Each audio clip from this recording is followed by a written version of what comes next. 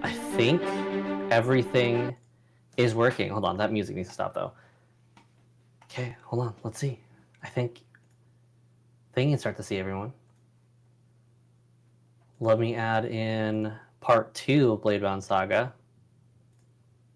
It's me. AJ. Hi.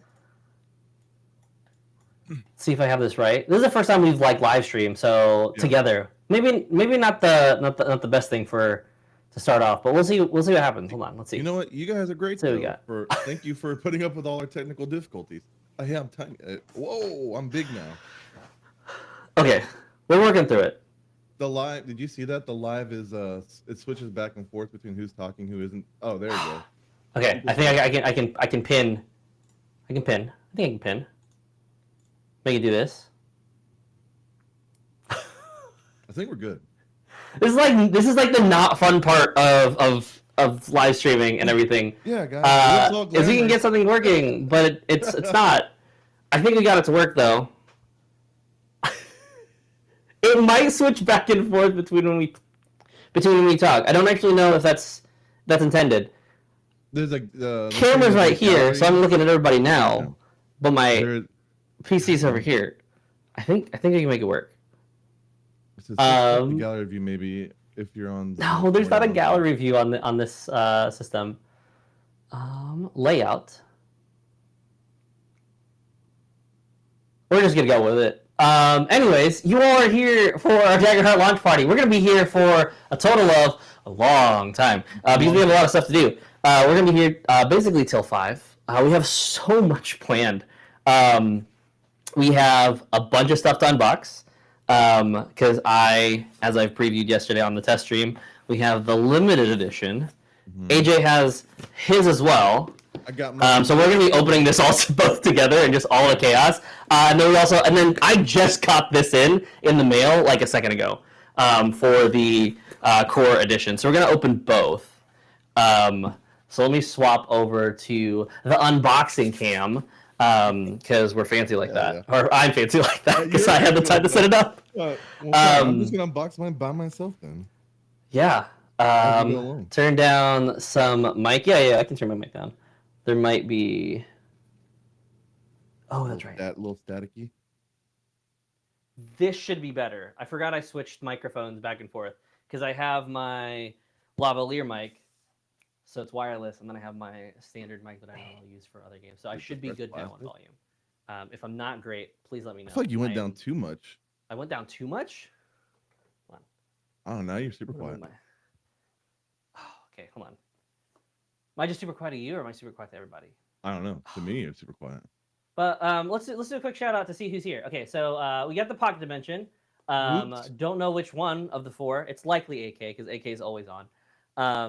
We got PA. Shout out Noodle. Another Ryan. Donovan here.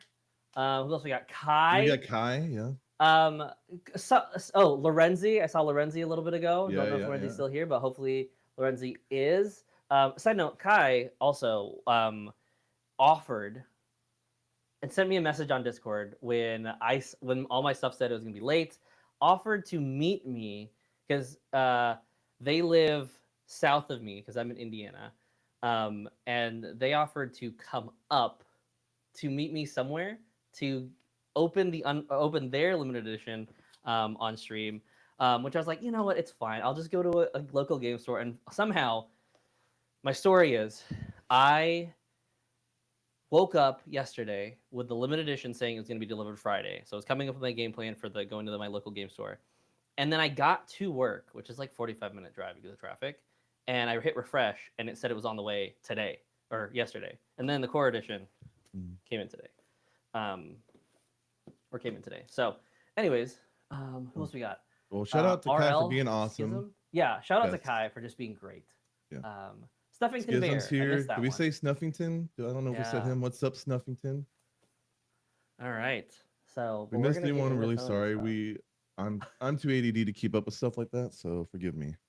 Yeah, and I just have way too many screens. I have a total of 1, 2, 3, 4, 5, 6 screens right now on my setup, plus this one.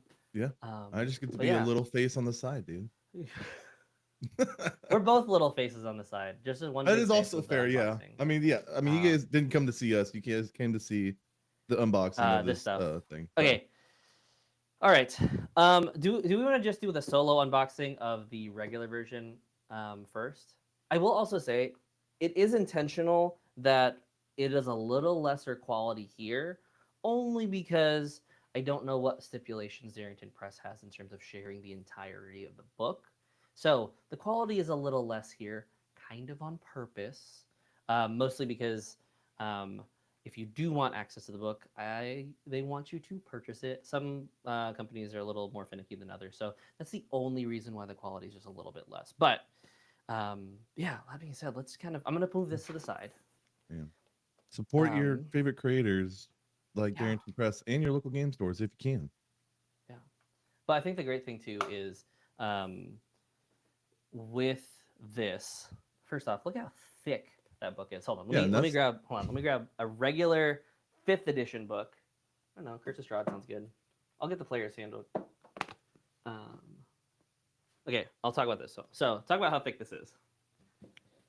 So this is obviously the domain cards and the book. But it's thicker. Well, obviously the domain cards is the whole case. It's still thicker than the regular PHB and the Curse of Strahd for 5th edition. Dang. See how thick? I mean, it's about the same. Yeah, as a 5th edition, you're talking about a D&D book that's been out for, or D&D as a game has been out for what, years, 30, whatever years. And yeah. And this has GM material, and this does not. Yeah. So crazy. Anyways, I gotta put this stuff back because we're not playing Dungeons and Dragons. What are we? Yeah, dude. We're not playing that game. And obviously, all my book stuff is not gonna want to sit. Okay. Why I have a wired mic is like the bane of me right now. I don't know why. Or wireless headset or wired headset. Because now I got to spin around just to keep it out of my hands. Okay. That's probably the 5th edition, not 5.5. Yeah, it's 5.5. 5.5. Oh, it is 5.5. 20.5. 2024 edition. Who knows? Okay. Anyways, grabbing this, being very careful just to not cut anything. Ryan, same. Down with the thickness. Popping open. And then AJ, you and I can open the other stuff and see all the shiny knickknacks together. The shinies. Okay. Core edition. This is what is most likely. I forget the camera's over here. This is most likely what you're gonna find in your friendly local game store, because the limited edition, there's only a few out there available, and so. But AJ, you want to share a story about your shiny edition? Oh yeah. So just about every game store in Atlanta was doing only pre-orders for the limited edition. I just happened to get lucky and call a couple, and one was like, hey, we're not taking any more pre-orders, but we're going to have some on opening day. And I said, yes. So I went there as soon as it opened. I got the very first copy there. It was actually a cool story. Apparently the store I went to is like one of the first stores in the US that carry Darrington Press items. And Darrington Press said, hey, do you guys want extra copies of the limited edition? And they said yes, and I just happened to be there, or happened to do the research, and I got mine at my local game store. So, if you want a random from the local game store stuff, if you want to find a copy of limited edition, check out your friendly little game store. Maybe they have some extras. Maybe they have somebody who pre-ordered it, and they said never mind. Who else has just joined? Okay, Bradley Mine. It's just the last. We are BladeBound Saga. My name is Daniel. I'm AJ. Hey, how you doing? AJ. We're opening Daggerheart because why the hell not? We're a bunch of nerds who Daggerheart launch like... day. It is Daggerheart day, so super excited. Anyways, books are open. What do we want to open? What do we want to look at first? This book is, side note, this cover is great. It matches, once again, I'm going to walk around with a wired headset. It now matches my poster from PAX U. Oh, with the I sign didn't even realize that. From Spencer and Rowan. So, anyway, awesome. It matches basically the exact same thing. And actually, I'm using my phone as a camera, so I can't show you, but it's also my wallpaper background on my phone. But, anyways. So the left is, I believe, the domain cards, ancestry cards. Yeah, that's all the cards, and on the right is your manual, your core rule book. Yeah. Which is, we'll open this stuff in a second. Yeah. I also have like a special thing that we'll probably do on stream while we just like answer questions about the book and whatnot. Yeah. But all the slipcase for everything, and then obviously the book, the back of the book. This feels so high quality too, just in general. So let's read the back. Daggerheart is a heroic fantasy tabletop role-playing game designed for narrative-driven play, punctuated by fast-paced and dynamic combats. The system's collaborative tools encourage everyone at the table to be a storyteller. Yeah, I mean, I've run over 100 games, and that's a very good summation. Yeah. Of what this thing is. But yeah, kind of just flipping through the book to start. Just look through what we get here. Wonderful. Oh, hold on. I know something that I was very happy that they added that some people might say it's like, it's whatever. So, gonna open up to this. There's 2 bookmarks. Oh. 2 bookmarks. First off, I like books that have bookmarks. Yes. But 2 bookmarks. Because here's the thing, as a GM, I often want to know 2 things that I want to save. So 2 bookmarks. Hope and fear. I'm designated yellow or gold as hope, and then purple as fear. But yeah, this is great. 2 bookmarks. I don't know. It's a small thing that I remember hearing about. Also, another great thing. I'm just going to talk about like how the book is labeled. If you notice, the colors might not work really well because of the white. Well, I'm going to see if I can block out. I'm going to turn the light off here. This might be easier. Where's my light? Okay.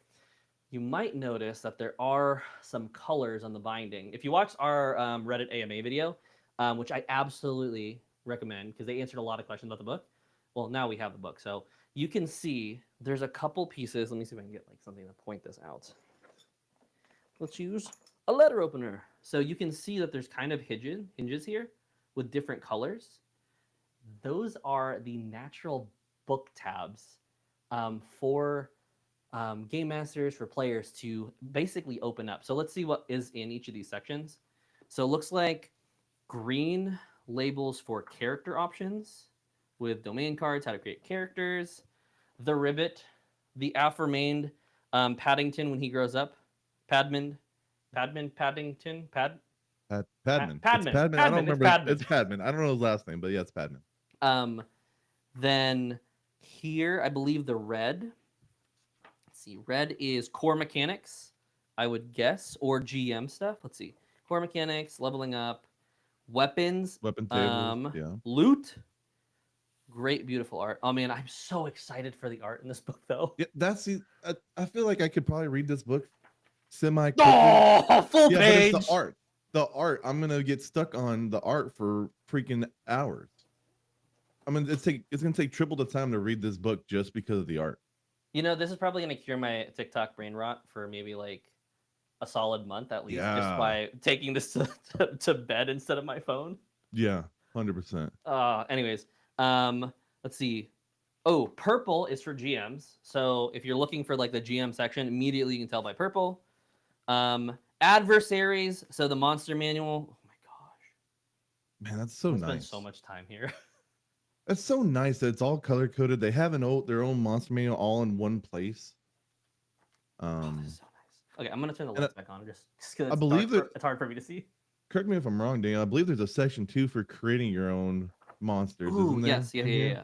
So a little bit about BladeBound Saga and a little bit about our journey with Daggerheart. We've basically been playing Daggerheart. I got in and learned a little bit about the demo in Gen Con of 2023, and I got a hold of like some of the books and like basically dove into it because it was like, oh, Critical Role is making a what do you call this? A TTRPG. Exciting. I remember when there was a website that was a fake Daggerheart.com that had the wrong information, had some correct information, but it was already a D12 system. And then when closed beta started, I was already kind of playing it as best as I can. And then we went into the official open beta where I basically took all my friends and said, hey, we're going to play this. I fell in love with it. AJ really enjoyed it. I don't know if you were in fall in love at that point. I think it took me a second. Just being my own TTRPG is the only like journey is literally just was Dungeons and Dragons before then. So it was a learning curve a little bit. You know, it's like, oh, well, this says this and this, so I could only do exactly this, and it had to kind of retrain my brain to be like, hey, you can actually do whatever you want. These are just your guidelines, as opposed to these are the exact rules. So, but once I figured out that, and I'm like, oh my gosh, I can use vines to smash enemies and create land bridges and all that stuff. I was like, dude, this is what I'm looking for. It's literally whatever. If you can imagine it, you can probably do it. And that's when I was like, this is it. This is the one. So, and then, you know, a couple of our friends really liked it. There were a couple who were like really confused by the system because they're going from D&D and they're like, oh, there's no initiative. What can I do? And it became a very free-flowing system. But then we kept playing it. We were part of the final playtest. Where we basically playtested the game without the action tracker, gave all our feedback. We actually put a video out, sent that to Darrington Press. I'm like, hey, this is how our group felt about the game. Honestly, a lot of positive things. There were very much some things that we were like, oh, this is kind of broken. This probably felt really bad. A really big point of contention. Like there was one thing where in the final playtest rules that I hope is taken out, where a player just basically died. And there wasn't really anything we could do about it. So that was something that we worked on playtesting at. I'm glad we were able to find that to hopefully be taken out. But yeah, just a bunch of that. And then since then, I've basically been playing, at least for me, I've been playing as a GM on Start Playing. I have over 100 games of Daggerheart between home games, Start Playing games, games with friends. I know Pocket Dimension's in here, so played there. We have a what do you call this? A Let's Play on the channel with a bunch of other content creators. That's just so much fun. I miss them so much, and I miss like playing with them regularly. Scapegoats was so much fun. It was so great.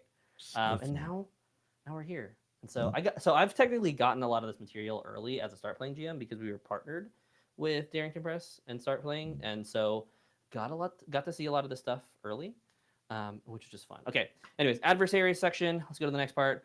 Campaign frames. This is personally, I think, like probably like my favorite second or third favorite. Like these are like top. This is like top 3 reasons why you play Daggerheart. Anyways, this is the green section, or this bluish green section is campaign frame. So we do have the Witherwild. Currently, I'm running a Learn to Play this summer with the Witherwild. If you're interested in playing, we still have spots. Beast Feast, I still have spots in a play-by-post hybrid campaign.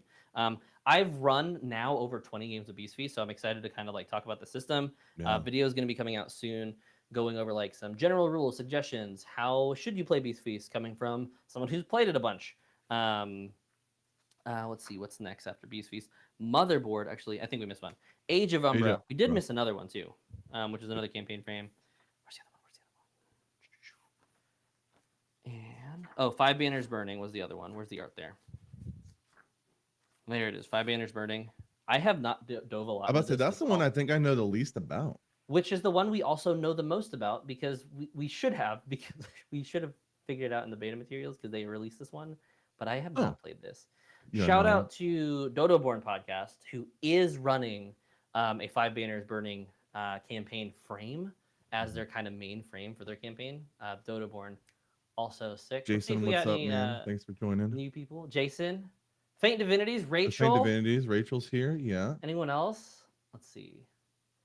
I don't think so, but yeah, we're moving up the people. But yeah, 5 Banners Burning, as Rachel says in the comments, is Game of Thrones, basically. AJ, did you get into Game of Thrones? I did. I watched all of Game of Thrones. So, and I don't know why. This one just kind of flew under my radar. And if I would have known Game of Thrones, I'm like, dude, why are we not doing multi-year campaigns with this frame? Maybe we will. Who knows? Because there's a lot. There's a lot of There's stuff. a lot. There's a lot to go through. There's too much. Too damn much. Too much in such a short little time, dude. Yeah. I have not gotten into Game of Thrones. That makes me like a bad nerd, by the way. I get it. I totally understand.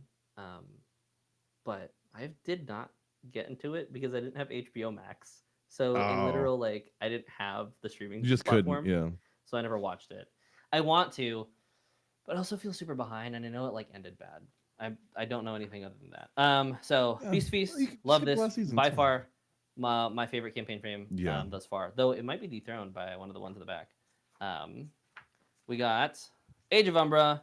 We're gonna be seeing a bunch of that stuff starting Thursdays because Matt Mercer, Critical Role and crew are going to be showcasing this, and I'm so excited.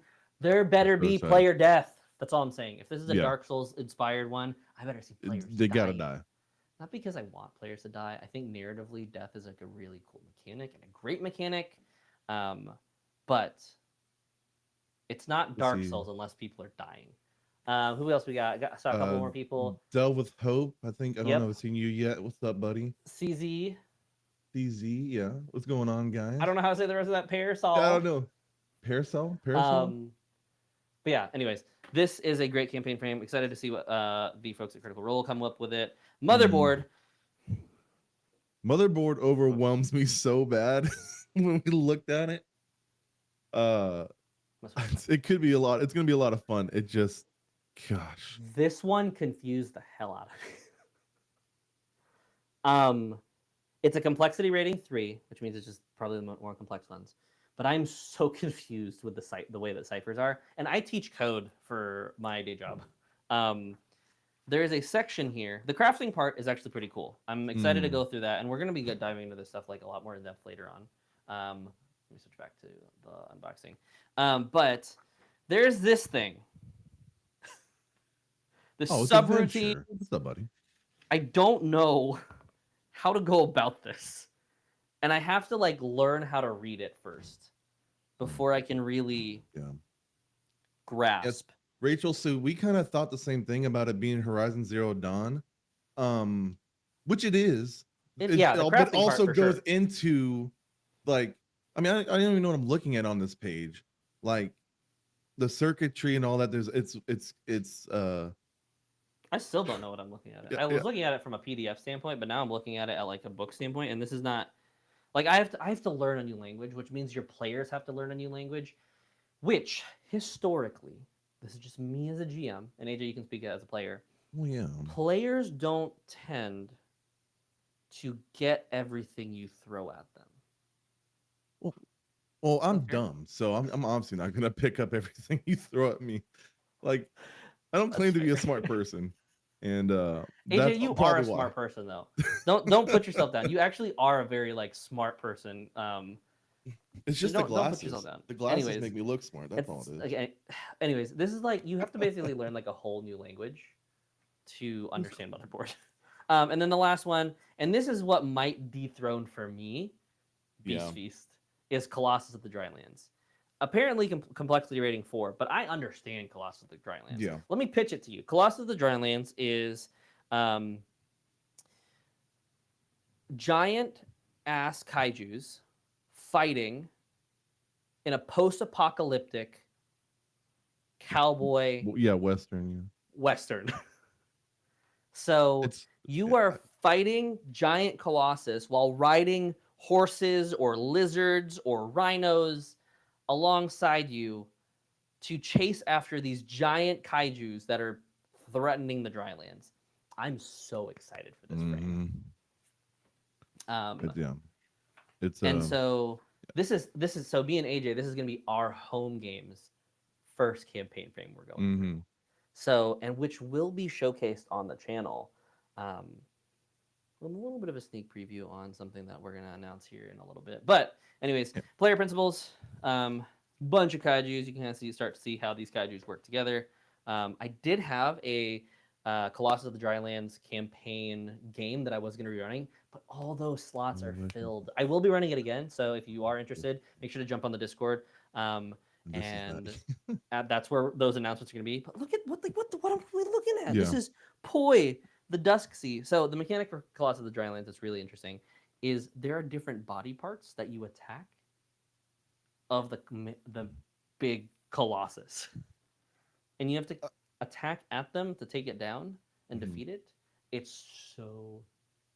I'm so excited for this frame. Can I ask you a GM question since we're here on that? Yeah. So with that mechanic, you're running this campaign or you're about to.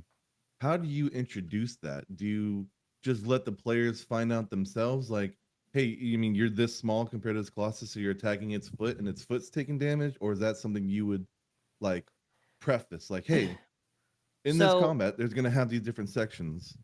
I think you start by prefacing like this is what we're all getting into, and this is important. Why it's also important, and why I'm happy that they also included stuff like the session 0 question, so that way you as players are bringing things into the world. But then it also that's not the right page. There's also a oh my gosh, where's the page? A Michael, inciting what's incident. up, man? MCAT. Sorry, I'm just while you're looking, I'm giving other more. Yeah. But yeah, so there's an inciting incident that the game suggests. But you can also impart your own inciting incident into the game, where it's like you can start it however you want your characters to start. And so I think doing a lot of the stuff up front, listening to the session 0 questions is kind of how you go about it. But then also talking about the mechanics, because I think here's the philosophy that I think a lot of like beginner GMs like really struggle with at first is like, oh, I don't want to share my players. I want them to be surprised by everything. There is a level of like, obviously you don't want to overshare and then give everything to your players, but you also don't want to do the opposite where now your players are coming in not understanding mechanics, not understanding the setting, and building Goofy in an Age of Umber campaign. Like, side note, that sounds like a great character to just mess with the TGM about for like a one shot, bringing like Goofy or Mickey Mouse and just like, oh boy, it's like we are going into the Age of Umber. Just like it's like walking into it. That's a character idea that I'm gonna put for a one shot. I think we just got a subscriber. Springs, thank you for the subscription. I didn't even know that I was gonna be getting those bing boops on in my ear, but I just got one. So yeah,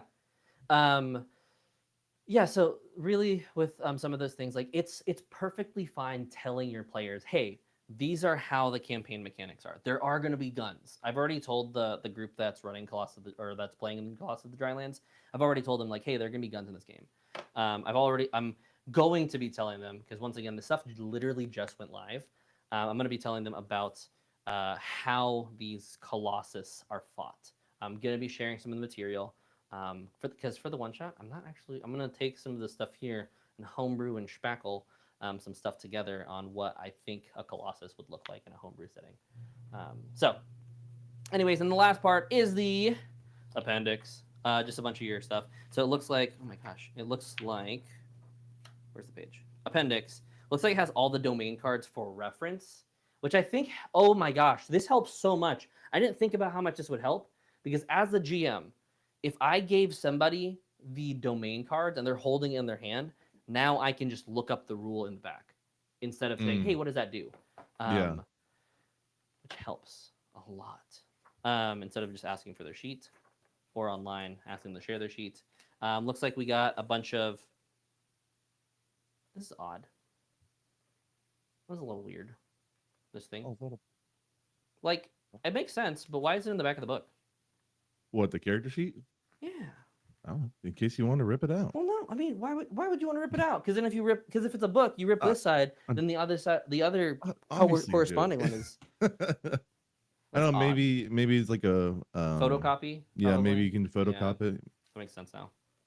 Character sheet stuff, multi-class sheets.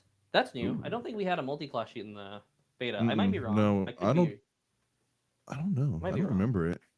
Obviously, content creation stuff. Equipment, GM guide, if you didn't end up getting the limited edition, which we will crack open here in a second. Druid Beast forms, motherboard modules, and this is the part that I really liked. I really like the crafting system for motherboard. I love the crafting system. It's the other part that confuses me. Oh, Olivia, hey, and also that makes sense. Thank you. Like I said, I'm not smart. But yeah, that makes sense. Thanks Mm. to Olivia there.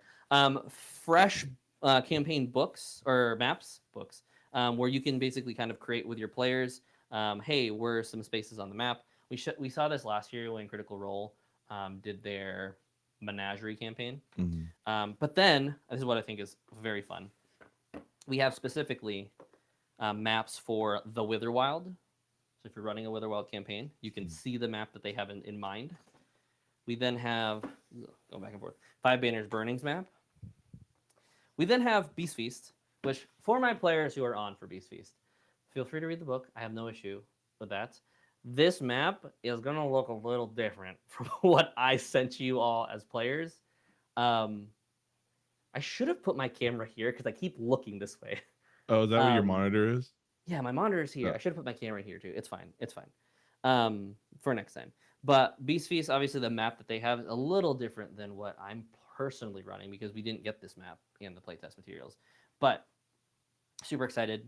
You have maps here of Elmore, how you probably entered into the caves. There's another entrance, it looks like, that could, maybe you started the adventure in Elmore and you have to make your way to the entrance now. I basically started most of my games already in the Plover Caves. Then we have Age of Umbra, Motherboard, and last but not least, which I'm excited for, Colossus of the Drylands. Godfall Mountain, welcome to Wyland's Gulch. That's kind of how the Colossus starts. So, but yeah, and then your normal index.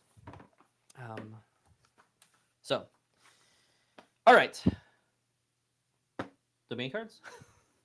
Yeah. Okay. I need to put this book. Abby, hi. Good to see you. You're there's my wife. My wife is in the chat. Yeah. Wonderful. And Jason, I see your character. I'm excited to play with them. I'm just excited to play a Feast, and I get to play a meme character that I made. It's gonna be great. So, I think it would not make the most sense to unbox every single one of these right here and there, because I hate these things so much because I can never figure out how to find the opening. Oh, there it is. Oh, did they make it easy? There's a pull tab that you can grab. My goal and how I'm just gonna show a couple of them. So we obviously have the spells like the sorcerer stuff. What is this? The Midnight. This is Midnight's domain. The art is absolutely amazing. Yeah. These are your standard card sleeves. And I didn't even notice that. Like I kind of knew, but it's sick that they've made a whole art for every single card.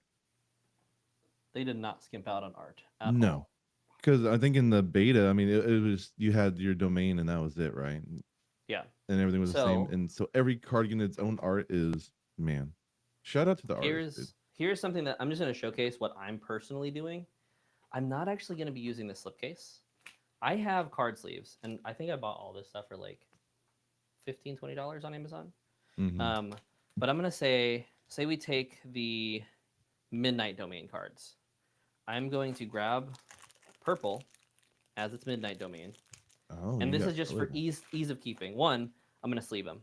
We're not going to see the art, but this is meant for my shared group. So I'm going to share my core set with other players. I'm then going to put it in order in a binder. So the Midnight will have their own section, something like this. I'm going to place it in here.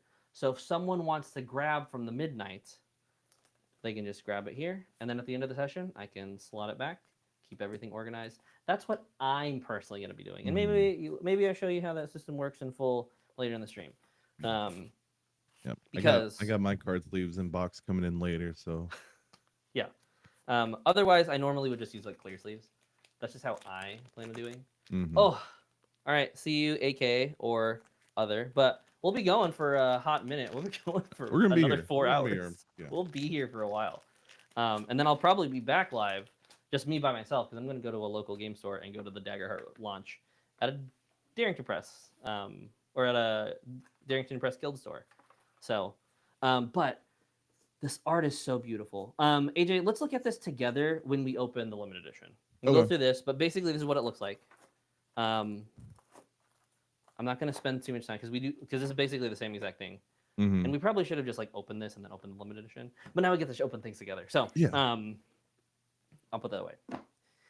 Now comes the big chonkers. The big daddy. The big chonkers. Drum roll, please.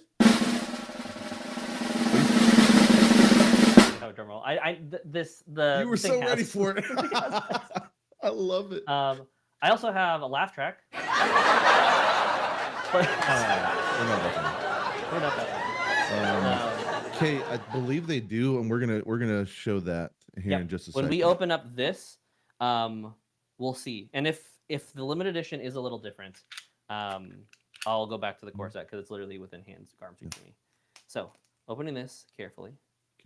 With a careful SpongeBob. Knife. Careful SpongeBob. I don't know if I know that reference. Obviously it's SpongeBob, but I don't know if I know that. Oh my gosh! Please tell me. Careful SpongeBob. Is that a reference? Yeah. Patrick's yelling at it. I don't know. That one's just stuck in my brain. Memory of mine. I don't remember this. Okay. So, are you opening yours? You can open yours. Mine. I have mine on. Oh, it's already open. I don't have a fancy cam. I just flipped open the top. I don't have a fancy cam to look at it. Oh. It's a little. My first thing was like, oh, hey, paper. Did I open this wrong? Yeah, you did. Yeah, set it flat down. Set it flat down? Yeah. No, other way. Oh yeah, I like that. Yeah. Oh, I did open it wrong. Yay! I think I just broke my box. You broke your box. I think I just broke my box because I was like slowly peeling it, and I think I opened the glue. I mean, all it has to do is be glue. It's fine. This part's not supposed to come off. Yeah. I'm gonna glue it back together. Like a normal person would just find the tab and flip it open. I thought it was I was like, why is it all the way in the back? That's so weird. That's so odd. That's so strange. This is how you're supposed to open it, everybody. This way. So, the correct way. Yeah, the correct way. Super nice. So if you're running a bunch of home games, there's a ton of character sheets and information there's here. A lot. Yeah. Oh, there's a full rip pad. Yeah, it's a full rip pad. It's thick. I guess I can do mine too. It's a big rip pad. Well, it comes with like not just your character sheet, but it also has play guides towards the back, play guides. It's actually got the maps too. Oh, really? Yeah, the way in the back it actually has the maps. So I think actually instead of giving this to players, this is what's made to be photocopied. Yeah, I would say that this is probably well. I guess for the core edition, they don't get this stuff. Yeah. But anyways, yeah, limited edition. So this makes it way easier to photocopy for all your home games. That makes sense. Anyways, oh, hey, the ribbon's right out there, so we can just pop it open for the GM screen that I will definitely use once or twice and then forget about unless I'm at a convention. Because I don't GM screen. I'm not a GM screen GM. But I've already done a whole video on this, on like what exactly is in the GM screen. I'll probably recreate another one just in case anything's new. I do just realize that unlike the beta version that was at PAX U, did not have this gold inlay. But this time the gold is actually in it instead of just like the color yellow. But yeah, GM screen. Dude, I don't know if I'm a GM screen guy either. I don't GM a ton. But this is great for me because I forget a lot. Like I could forget a lot of this stuff. So yeah, I just like having the references more so. That makes sense. Makes sense. All right, let's take a second. Let's look at the chat. See if there's anybody new in the chat before we keep moving. Dude, Pippa, hey, what's up? Pippa, hey. Jeffrey, hey. Anyone else? Let's see who else. I don't think there's anyone else. Noodle, I know we shouted out earlier. Yeah, we saw Noodle. McCat, did you say McCat earlier? I think I did, right? Yeah. So I've been trying to keep up with you guys. And if we don't shout you out, just message again, Yeah, and just we'll say, find yeah. it eventually. We'll find it, Nancy. And Oh, there's Justin. Andaleas. Over there. Gosh, man. Okay, anyways. All right. Limited edition box. Let's pop this open. Carefully.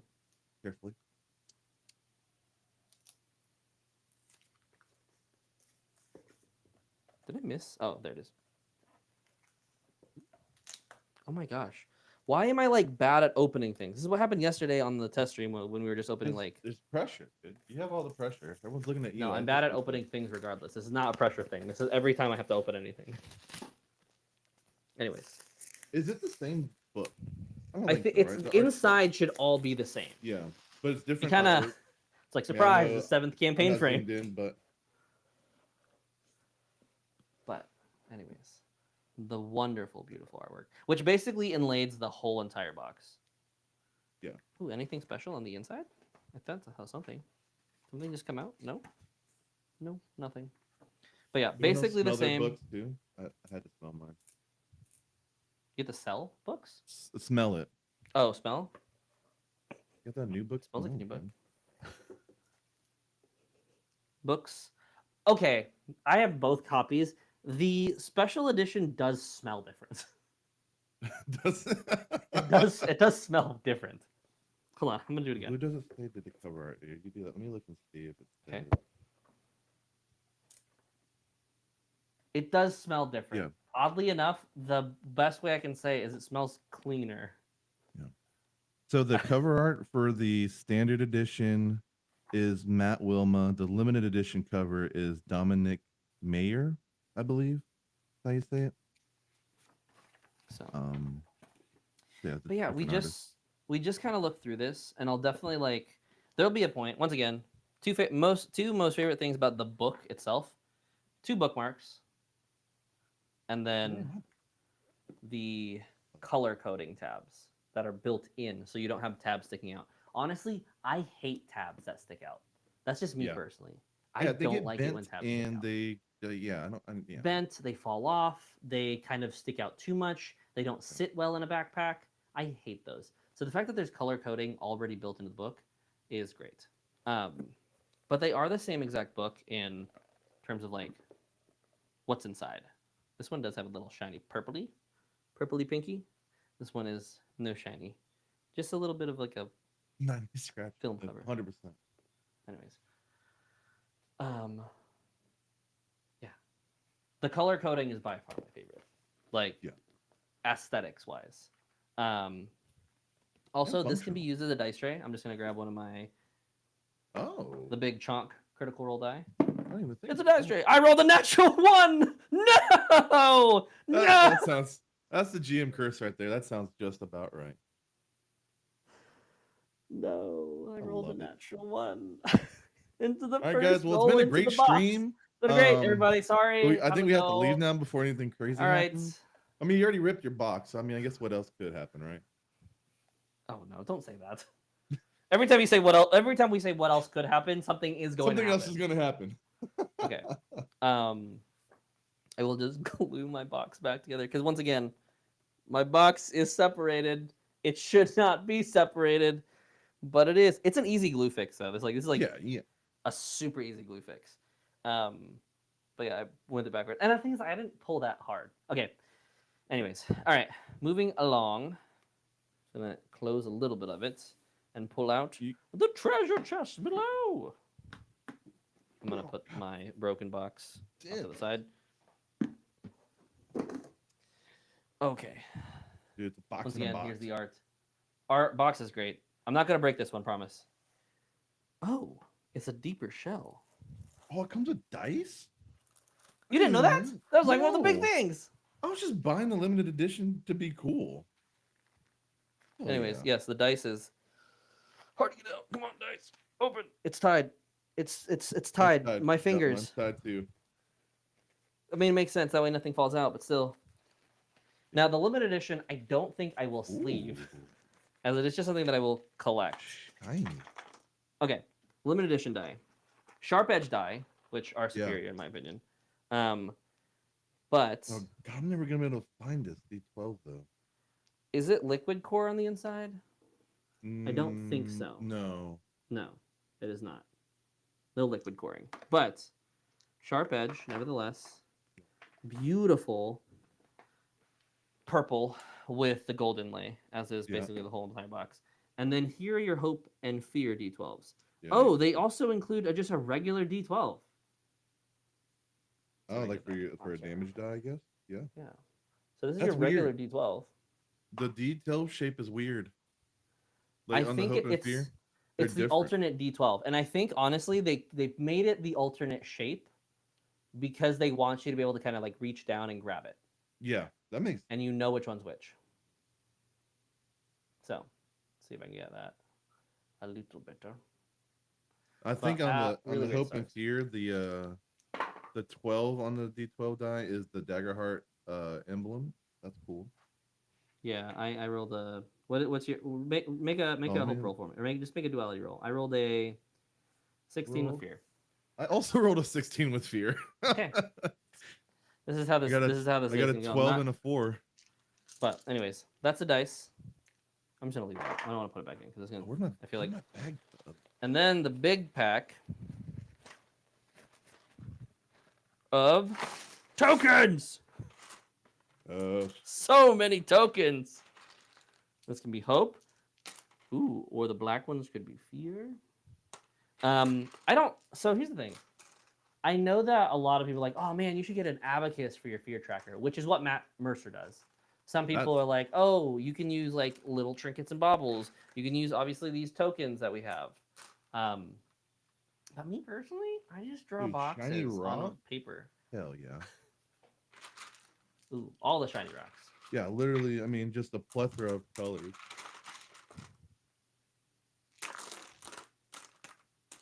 I could probably like put my hand and play it. Like, here's the thing: I have kids, which is gonna be the scariest thing about this thing. I cannot let them see this at all because then I will have these lost. But all the shiny math rocks are shiny. Dude, they gave us non-shiny math rock shiny non-math rock. Shiny non-math rocks for our non-math rock people, or for our non-math people. Yeah. Anyways, okay. I'm not gonna. Let's look at the domain cards. How are your set? Mine has Loreborn, Wild Surge, Book of Shoda, and then Rune Ward. Yeah, the exact same. Okay. Yeah. You want to pop the Loreborn ones up first? Yeah. Okay. So the standard didn't have the shiny gold. No, the limited's the only one with the gold. Oh, and it's different art too.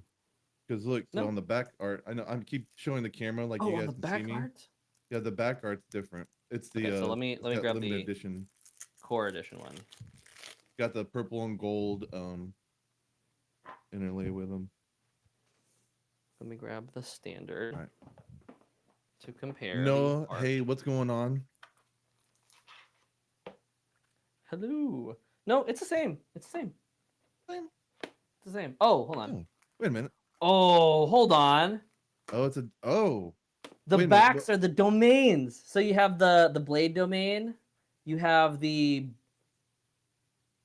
which domain? I don't even want to touch them. That's the blade domain. What's this one? Oh, this one's bone. You have bone domain, blade domain, and then you have the midnight domain. And then if it's like standard non-domain card, it is color, or it's just your Daggerheart logo. Okay. Which is sick. Not gonna lie.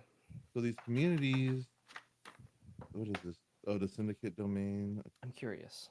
1 second. Where's my sleeves?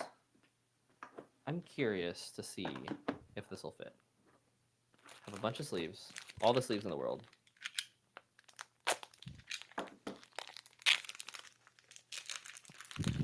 I'm curious to see if this will fit in the holder.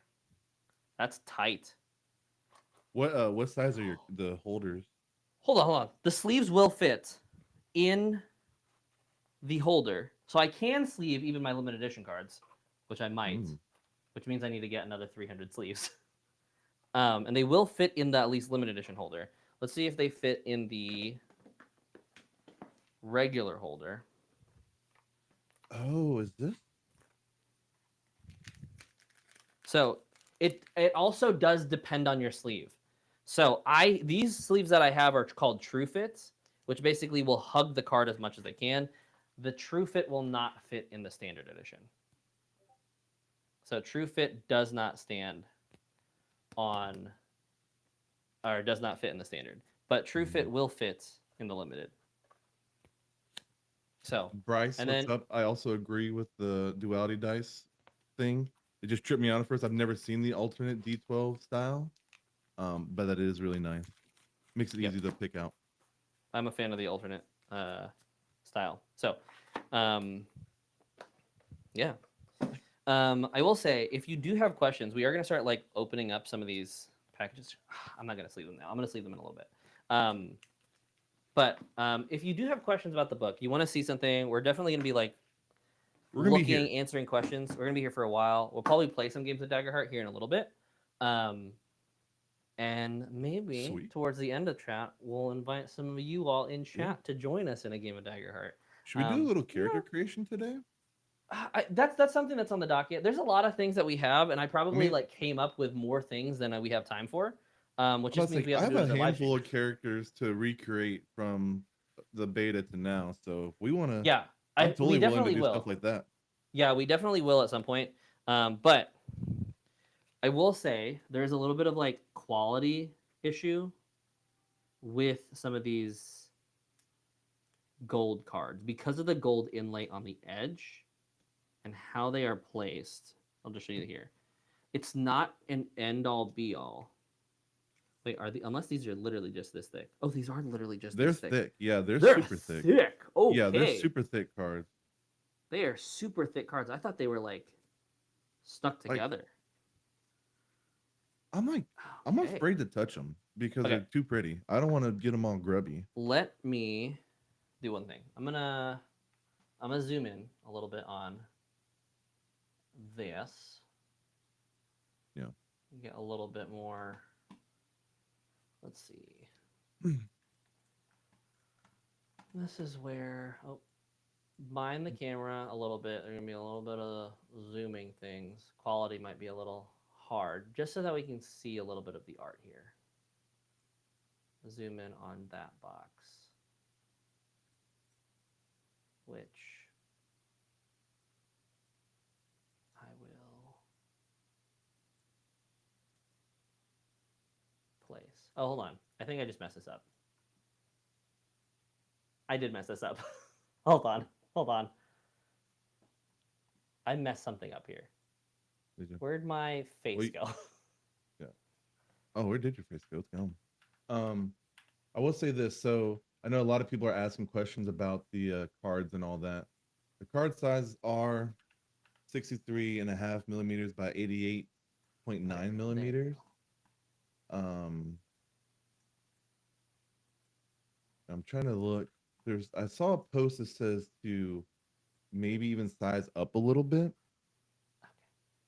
especially for the limited edition, because those cards seem to be a lot thicker than the standard. I don't have the standard, so I'm not sure, but I'm sure Daniel can confirm. The standard do seem to be a little lighter, yeah. Okay, we're gonna try to do this here. I know quality, once again, is purposefully less. This is only because I don't want to overshare what might not be wanted to share. But so Loreborn, I think some of these ones we've seen before. And am I handling these non-sleeved? Yes, definitely. Orderborn. Oh, you do get. Hold on. So you do get two. You should have two. Well, so the whole. And we'll get to it. So the whole bottom left side is the same deck in reverse order. I think. Mayhaps. Did I make that up? We're all learning this together. We're all unboxing. We're coming up with stuff. You have two Ridgeborn, two Seaborn. You get two Slyborn. I got one Loreborn. Two Underborn. Yeah, I'm missing one Loreborn too. Okay, we'll see. One Wildborn. And then we get to. I'm gonna put this at the beginning. The Loreborn one. So then we get the Troubadour Bard, which has that new Bard artwork that we have not seen. The Wordsmith Bard, which we have seen the artwork for this one. We get the Warden of Elements, the artwork that we got in the book. Then we get the Warden of Renewal, which I love this Dude, as like that's one of my favorites so far. Yeah, I really love the art for Warden of Renewal. To me, it's fungal, um, fungal clank. Fungal clank, yeah. Yeah. Stalwart Guardian, which is sick. This is also one of my favorite new arts. Just with my guess is Stalwart Guardian using bare bones in Ferris or Fawn for sure, and just tanking a hit to the arms. Just beautiful art. So that's that. We'll go to the Vengeance Guardian. Peepa, I don't know if you were here in the beginning. Check your local game store if they have any. Call them up and see if they got any limited editions. That's what I did this morning. I went and picked up mine at the game store. They just happened to have some extras they were selling. So, yeah. If you got the check your FOMO, local it game doesn't hurt store. to try. One, support your local game stores. But two, they might be holding stock that's only for them. Yes, AJ's mustache is the mustache. Thank you. Sorry, It's a firefighter mustache. Wayfinder, which is another new art, but this isn't super new because they did showcase this art a little bit ago. Yeah, I'm about to say we've seen that one before. But really love the monkey. There was one comment that I saw on the Discord or Reddit about how they wish that one of the rangers did not have a bow because both do, just to kind of break the mold. Nightwalker. This is sick. Nightwalker Ranger is already bent a card. My God. You already bent a card? I don't think I bent it. I think it came like this. I want a refund. Okay. It's the very first Lorborn card. I'm sorry. I'm getting distracted. Syndicate Rogue, another one that we had not seen before. Really love that art. I don't even know like what ancestry this would be. This really could be anything with a mask. Which one? Syndicate. Syndicate. Divine Wielder. Looks like Joe Manganiello. Not gonna lie, this is just Joe Manganiello on a Daggerheart card. Wing Sentinel. This one we've seen before. Yeah, we've seen that one. Dude, the Elemental Origin is We've sick. seen this one before. I really like this. This is one of like the promoting arts that they've used. Primal Origin. We've seen Primal Origin is just Imogen, I think. Is it? I feel like it's just not. Generic sorcerer. Just generic. It just has purple hair, so that's why I said it. And then Call of the Brave, which we knew. I thought this was gonna be like Call of the Slayer. Like this feels Call of the Slayer in my head. Yeah. But Call of the Slayer is actually this one, which when you look at the full art, it definitely does feel like this is the Slayer. Yeah. Where'd it go? There it is. Slaying a dragon. I assume that's a dragon, or not. Maybe it's a large, giant scaled wolf. Who knows? Book School of Knowledge. We saw an article showing the art for School of Knowledge. Mm-hmm. And then, last but not least, we've seen this art, which is the School of War. School of War. Yeah, we've seen that one before. So those are your. Those are basically what the art looks like for the classes. Now we get to jump into the more fun stuff. So I think this is what I think. Go ahead. I was gonna say the second Loreborn is in the second pack. It's just behind the rest of the what's these called? Which pack did you open? Bottom left. This one? Wild Search? I'm gonna open the Wild Search. So this has your domain cards. It has your domain cards. It has your different races. Oh, okay. And then in the very back behind it, it just I think maybe just a room issue. Yeah, I mean, you can only fit so many cards in a spot. And here's the one thing too, for those who are planning on true sleeving, which I still don't know if I will, you do only have a certain surface limit on your limited edition. You can't it'll eventually go above, pump up, and it's meant to slot into your original packaging. So bear that in mind, that even if you do true sleeve, you might not be able to fit everything. Maybe you want to get a secondary container, or maybe you ditch these dice or these tokens and put them in a separate bag, and then you put your other sleeve cards in here. It's not perfect packing. I wish that they would have had perfect packing for us, but say levy. Sure. Okay, I'm gonna spend some time here. Take a second. Sorry, rip open some of these stuff. I don't know if you're asking me if when I got mine today, I think it was a normal game game store. They did say they were one of the first ones to start carrying their Darrington Press stuff, so They that's might why be a they ended guild up store. having extra. So it could be a guild store. I didn't know. I didn't ask that. I will also say if you want, and here's typically what happens from a distributing side of things, there are likely limited editions out there that Darrington Press might be holding on to for whatever reason. They might have purposely put like, let's just have an extra 50 copies in case something happens, kind of thing. Um, and from a distributor's perspective, that's typically what will happen. Um, Vendors will order, so Darrington Press's vendor will order more cards or more boxes than what is currently purchased, just in case something like that happens, where, say, a game store wants to be a Darrington Press guild store. If that game store calls Darrington Press, hey, I want to be a guild store, Darrington Press might, as an incentive, um, give them one or two of those limited edition copies. This is just something that happens standard. It's a fail-safe um, system that is kind of in place for most companies, um, just in case they run out. So the thing is, once again, with the fail-safe, they might have accidentally sold 50 extra copies, and then so those 50 extra copies end up going to those 50 extra people. But check with your local game store. If they're not a Darrington Press guild store, ask them if they're interested in being a Darrington Press guild store. Give them the reasons why they might want to be. Tell them that they're backed with Critical Role. Tell them that they have all these things. There's critters all over the place. Give them a reason. Pitch the idea. It's kind of like on. This is the thing about like, it's kind of on you as the person to kind of go up to um, your local game store and say, hey, it's like you might be interested in doing this.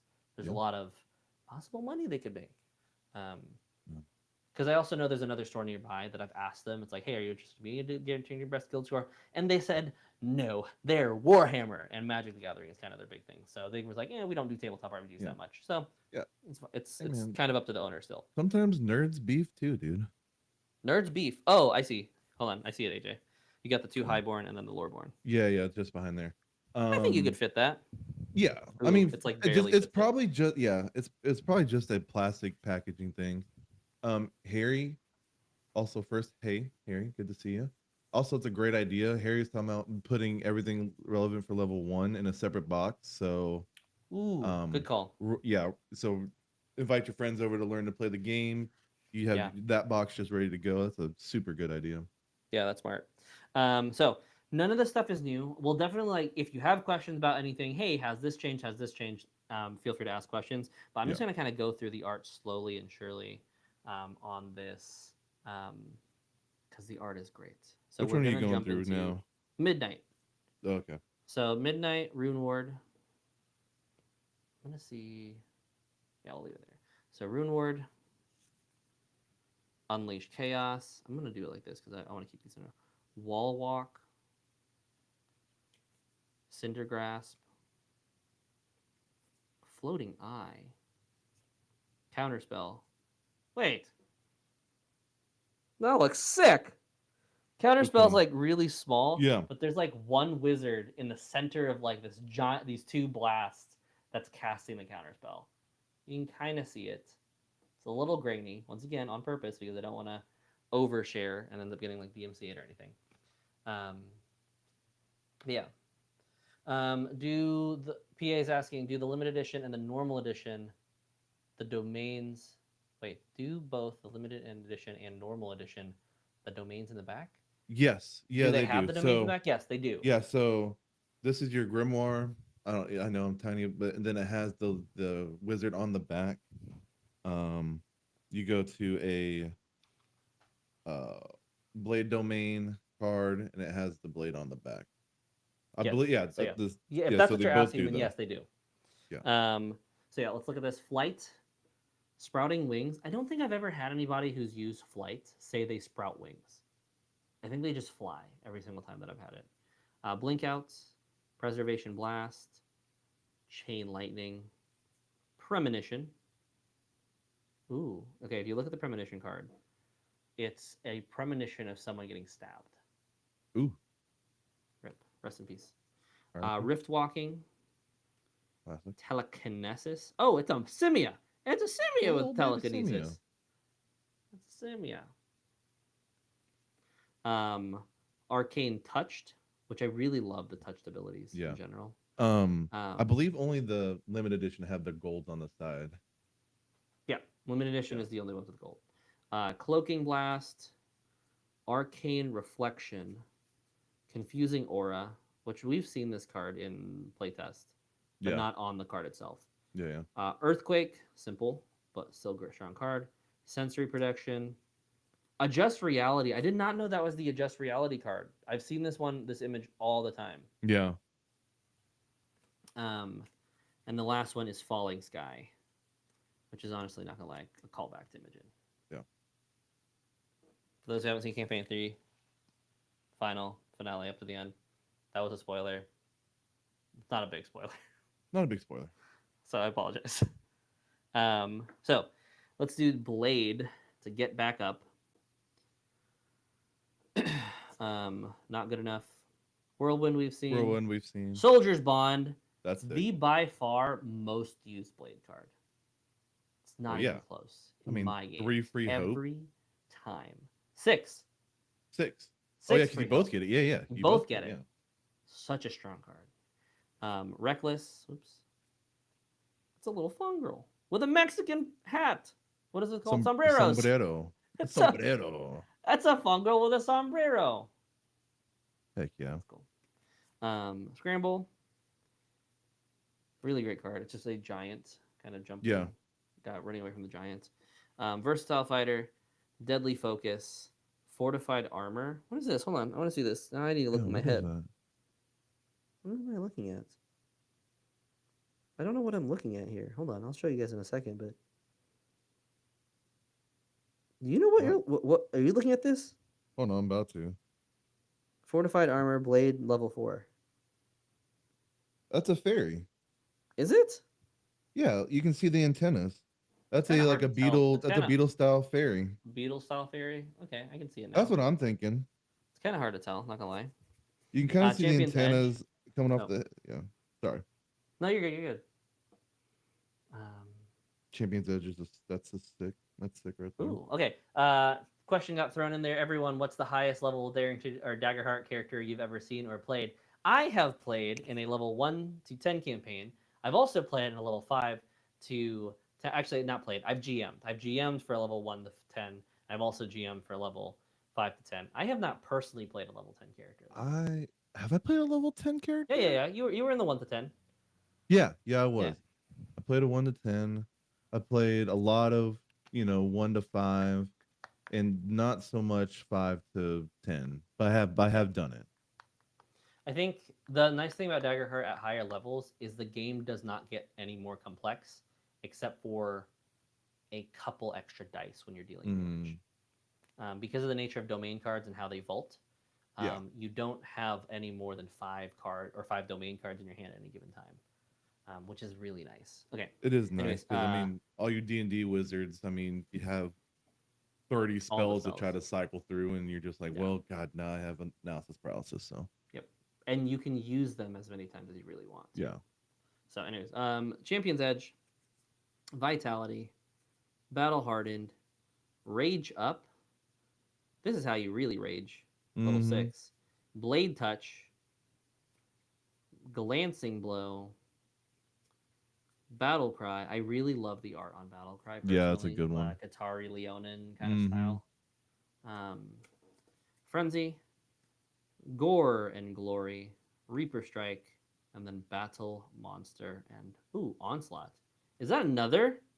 Hold on. Is that another Simia? Yeah, gorilla, it's a gorilla style. Yeah. Okay, oddly enough, I don't see enough gorilla Simias. We need more. I've never played one. Dude, I played an orangutan. I played a chimp. I think I may have played a howler once. So, all right, let's take a look at Bone Domain. Before we start that, we do have another question. So do you know what the D&D level Daggerheart level 10 feels like power wise? Is it more on the level 20 busted complicated or more on the level 10 side? I don't think in my opinion, I don't think level 10 is as crazy as, or level 10 Daggerheart is as crazy as level 20 D&D, but that's more so the complication side. I think power wise, you can definitely take on, you know, the gods or the big baddies at level 10 in Daggerheart for sure. Um, like you may lose a little bit of that power fantasy just because you don't, like, you can only have your 5 domain cards, but it speeds up play so much and there's so much more action going on that it kind of balances out. Um, So here's how I'll explain how Daggerheart combat feels at low level and high level from the GM standpoint. So I use this example all the time. I've used it literally in so many videos where the narration from a low level. So say you're fighting in a level 1 campaign. You have a guardian player and then whatever other characters there are, and then there's like you're fighting skeletons. The narration would typically be something like, the skeleton lord steps up running towards you. What do you all do? The guardian players say they want to attack. They run for it. As the guardian runs forward and attacks, you engage the skeleton lord and take or swing at them. Skeleton lord deals damage. That stuff happens back and forth. The skeleton lord will then, I'll spend a fear, or say the guardian rolled with fear.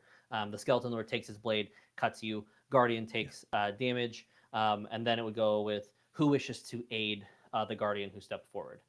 In high level play, it's basically the same thing where you're asking back and forth that same question. So the dragon ascends into the sky. Who moves first? So in this case, you have the sorcerer. I'm going to cast flight on the guardian, or let's use a different character. I'm going to use flight on the warrior, and they use their spellcast roll. Warrior begins to fly. They begin to fly up. I'll spend a fear, or something will happen. Maybe the warrior takes an agility check. The dragon will then use a breath attack as the warriors attempting to fly upwards. Takes damage. Maybe there's a reaction roll involved. Some of the players dodge one way. The warrior takes that damage or uses armor however they wish, and then the warrior then gets to take the turn. Then I'll shift over after the warrior takes his swings, which the warrior at that point probably has an ability where I think we just saw it called Onslaught. Whenever you make a successful attack with your weapon, never deal the damage beneath the target's major damage threshold. So it's going to hit 2 damage at minimum. So it kind of speeds up your, or basically what higher level play does. It does a lot more of guaranteeing what you want, but against higher DCs and difficulty classes. And so after the warrior fights the dragon, they combat in air. Who wishes to go? Say the Warden of Renewal druid will then cast a healing spell to support. So the way that the game kind of goes back and forth is, I would say, you are about the same power level at level 10 in Daggerheart than you are level 20 in D&D, but the game starts you off at a higher spot.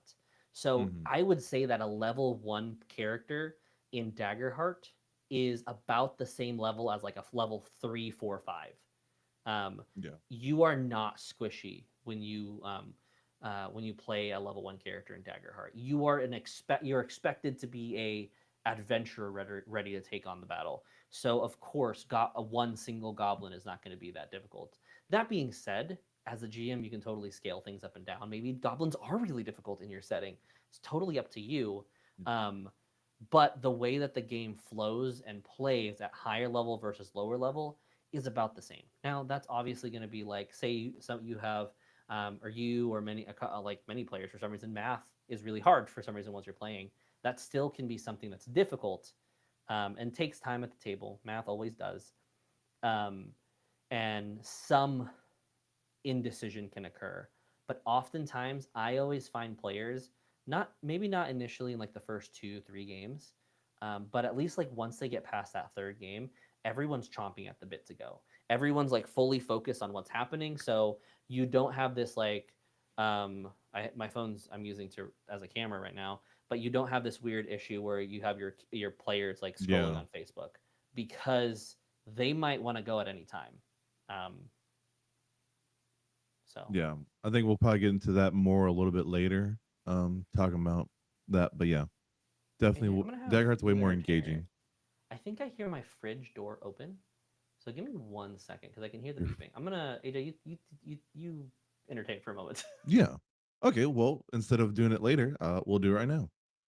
Um, Daggerheart combat for me is I mean, I've played at least 50 games of Daggerheart, and that's one thing I've noticed is that it's very cinematic. You very much have to pay attention to make sure you know what you want to do when you go. So instead of that initiative where you're like, I'm a fighter and I'm gonna take my 4 swings and then wait 30 minutes to attack again and just kind of play on my phone or do whatever because nothing else really matters. But Daggerheart, you can do whatever you want, whenever you want, and so uh, definitely makes combat faster, way more engaging, very cinematic.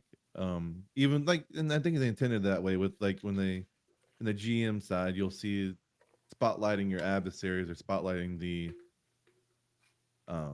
characters, the PCs. You know, it's very much meant to be a cinematic moment, and Yeah.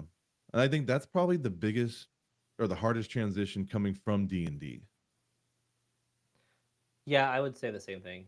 It's definitely one of those things that um as you are playing Daggerheart, you do have to unlearn D&D. Mm-hmm. Not because D&D is bad, but because there are habits in Dungeons and Dragons that you don't have in Daggerheart, and there are habits in Daggerheart that you don't have in D&D. And if you come into the game thinking it's like, oh, that's not how D&D would do this. Oh, D&D has this. What spells can I use? If your card says you can do something, you can do it. Like Yeah. I think the one thing that I really love about Daggerheart, and I'll shift away from this camera here. Um, but the thing I really love about Daggerheart is if you have a spell called Ensnaring Vines, the game, as it suggests for dungeon masters and players, expects that you should have some level of vine control. If Mm-hmm. you want to use like if you're in a forest and it's like I want to reach for a vine and like and start swinging from branch to branch, you totally can. You have control over vines. There shouldn't really be that much of a challenge. There might be a spellcast roll involved. The GM might have something. Maybe these are arcane vines and there's a difficulty with why you're not able to do it. But for the most part, the game expects that you are a character that is able to do what they want, what they're capable of doing. Mm-hmm. It doesn't have this like weird like, oh, are you out of spell slots? Oh, you're not that level yet. There are some things obviously like you're not casting time stop at level 1, but because there's a card at a higher level that's called time stop that you will cast instead. Mm-hmm. So yeah. Shout out Seth. Hey, buddy. Daggerheart. Seth, Yes. Seth, Yep. Daggerheart is Yeah. here. The Daggerheart himself is here. Yeah. Yeah. So I just wanted to call out and think we talked to Noah. Make sure I didn't miss anyone. I'm gonna step away for just a second though. So yeah. I'll be right I'm back. gonna keep posting those questions. I'm gonna kind of go through some of these domain cards while AJ has stepped away here. But so AJ, just let me know when you're back if you show up again. Deft maneuvers. We've seen some of these cards. The lighting is kind of really odd right now, but we're just gonna go with it. Deft maneuvers. I see it coming. I actually do want to read Deft Maneuvers because this was actually a card that was in a point of contention for a while. So Deft Maneuvers now, once per short rest, mark a stress to sprint anywhere. Oh no, sorry, that wasn't it. I see it coming. Deft Maneuvers is fine. Deft Maneuvers is perfectly fine. Untouchable, Ferocity. I love the Dracona art. Strategic Approach is the next card that's coming up. That I will go over. Strategic Approach was the card that was in a lot of contention because with the action tracker, it had the ability to basically, when you take an action, the GM does not get an action token, which caused some issues. Basically, making it so the GM never gets to play the game. It's kind of really rough. But with no action tracker, I'm just curious to see how they adjust it. So it looks like they're playing a war, or not playing, but they're like making like war models. But after a long rest, place a number of tokens equal to your knowledge on this card.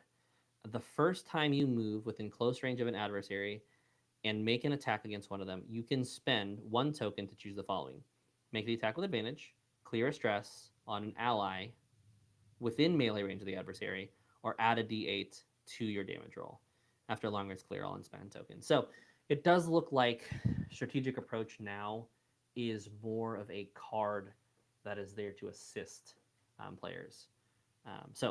Another one, next one is Brace, Tactician, Boost. Love this card. It's basically you throwing your ally at another player.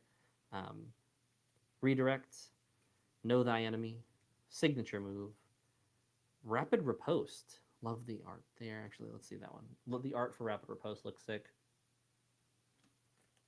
Recovery. Let's see what else we got. Bone Touched, Cruel Precision, Breaking Blow, Wrangle. Sorry if I think that angle was not great.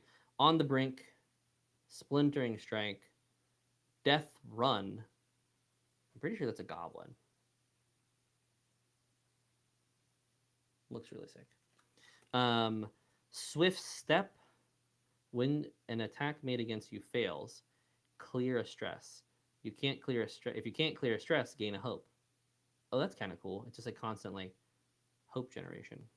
And then now we're going into the Grimoire domain. So Grimoire, I'm going to pick up the rest of the Grimoire domain here. I'm going to take a look through that. So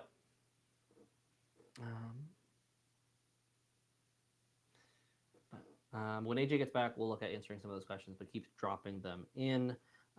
Book of Ava,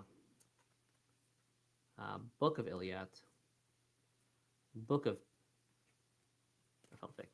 Typhar, Book of Sitil, Book of Vargas, Book of Korvac, Book of Norai, Book of Exoda, Book of Grin, which I think at level 4 is when the books are no longer books. Then we have Manifest Wall, Teleport, which really is your transportation spell. This is a scary one for GMs, I think, especially if players are going to be jumping back and forth between locations. Banish, once again, another scary one for GMs. Honestly, wizards are the ones that scare me the most of all characters, even at low and high level. Book of Homet, Codex Touched, Book of Viola, Safe Haven, which is the art that they had for the release, Book of Ronin, Disintegration Wave, Book of Yarrow, and Transcendent Union. So, Codex looks great.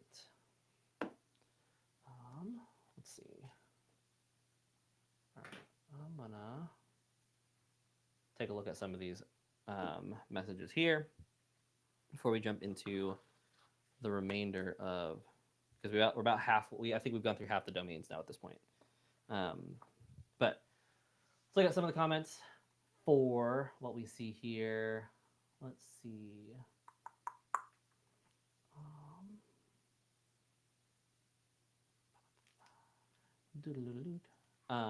What we got?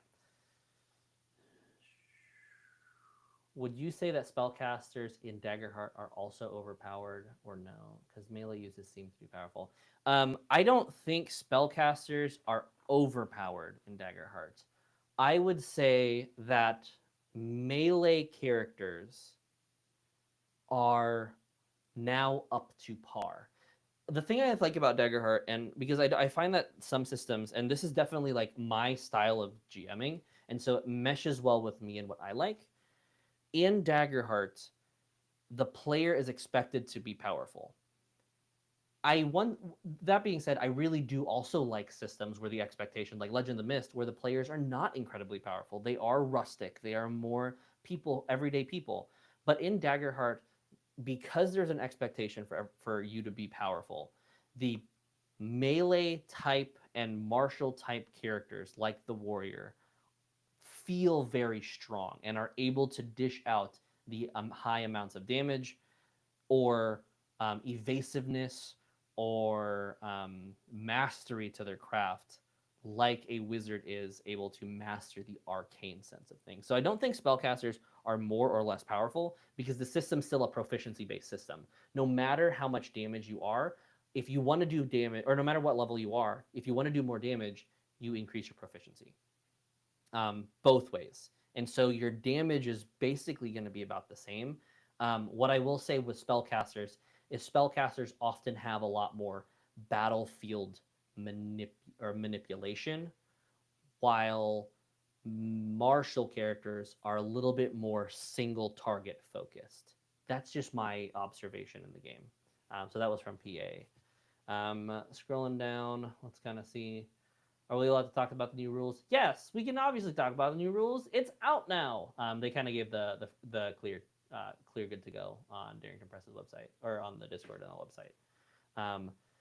Oh man, I have so many things on the Discord that I need to look through, which I will hear in a little bit when AJ gets back. Let's see. I'm a little bit behind on questions.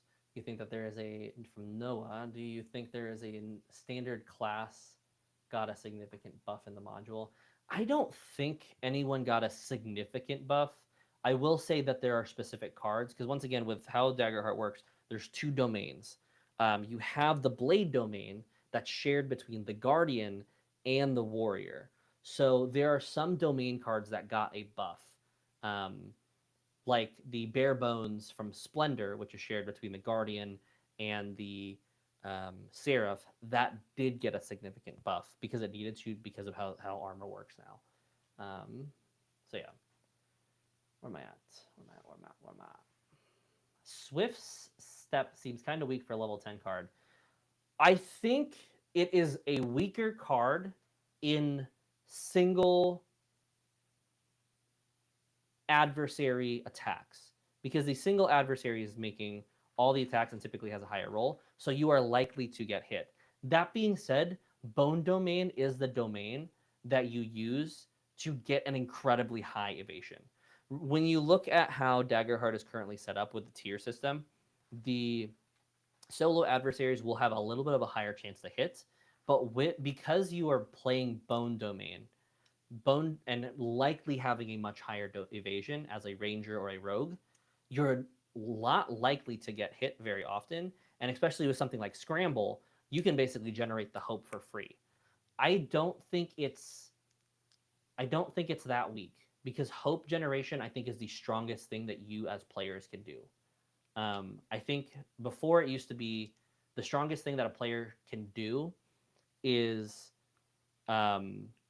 not, or take away action tokens from the GM. Now the strongest thing that you as a player can do is either take fear away from the GM or hyper roll your hope, because the more hope you have, the more hope that you can spend on other abilities. So I don't actually think Swift Step's that weak, because it ends up being a hope generator, which is really strong. As a GM, I find that the times I feel like I can't do anything are not when I run out of fear, but when the players have a lot of hope. So I don't think it's that weak, but we can discuss. I'm always open to it. I was just about to ask about the cards that used fear or use feature action tokens. Yes, there are no more action token stuff. Some abilities cost up to 6 stress. Possibly. I don't know if. Oh, there is one ability that costs up to 6 stress, but not a lot of them cost 6 stress. Most of it's like 1, 2, 3, or 4. Very little. I think I just shook the camera. Book of Joda, only spell is obliterate. All campaign frames are really cool. Do you have one that excites the most? Favorite campaign frame right now is Beast Feast, by far. It's not even close. I'm currently running 2 games of Beast Feast. One's a play-by-post, which does still have space if you're interested in playing. But it's a play-by-post hybrid, so we play most of our game on text, but then we meet once a month for a session. And then there's another Beast Feast game that is full, that's bi-weekly. I love Beast Feast. I love the mechanic. I love playing the creating a feast as a replacement for rests. The one I'm excited about most, and that might dethrone Beast Feast, is Colossus of the Drylands, because of the pitch of giant kaijus meets post-apocalyptic cowboy western. And the idea of fighting a colossus while riding a rhino or a lizard across the desert just seems super cool. Okay, let's see if there's a couple more. New fantasy game has the pitfall of making... Oop, I gotta sneeze 1 second.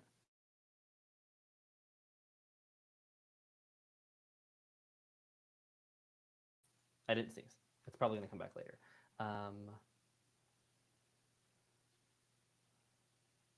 Yeah, nice. Ryan said that any new fantasy game can have issues with spellcasters.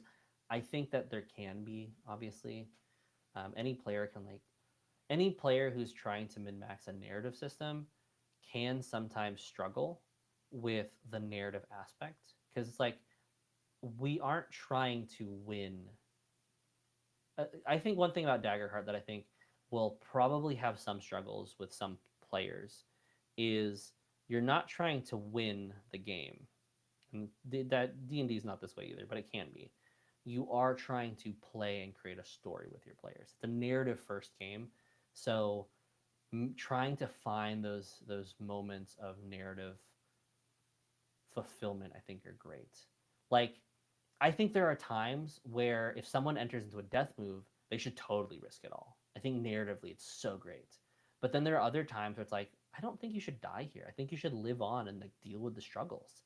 It's like, I think that's a really good story. Because yeah, I think there's just different things and different reasons why you would want something to happen.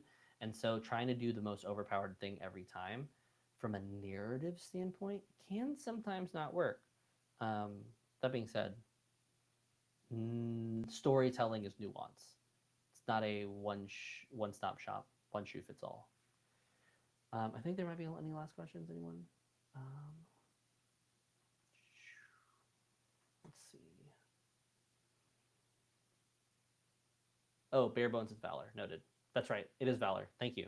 Appreciate that. I said splendor, didn't I? Yeah, it is valor. Just be up to par to system. Yes. I remember playing in a one shot with a player who's their first time playing. Shout out to Spore if they're here, or Kelly. But seeing and playing a character, I remember when they used boost the first time, and seeing that light up on their face, like, oh my gosh, it's like I've never felt like this powerful. I thought was really cool. It was a really cool experience. I'm going to go through a couple of questions here. I'll go through these last three. So I have one from Ryan, Justin, and PA, and then I'll kind of jump back to kind of opening some of the more of the box, since that's what we're here for.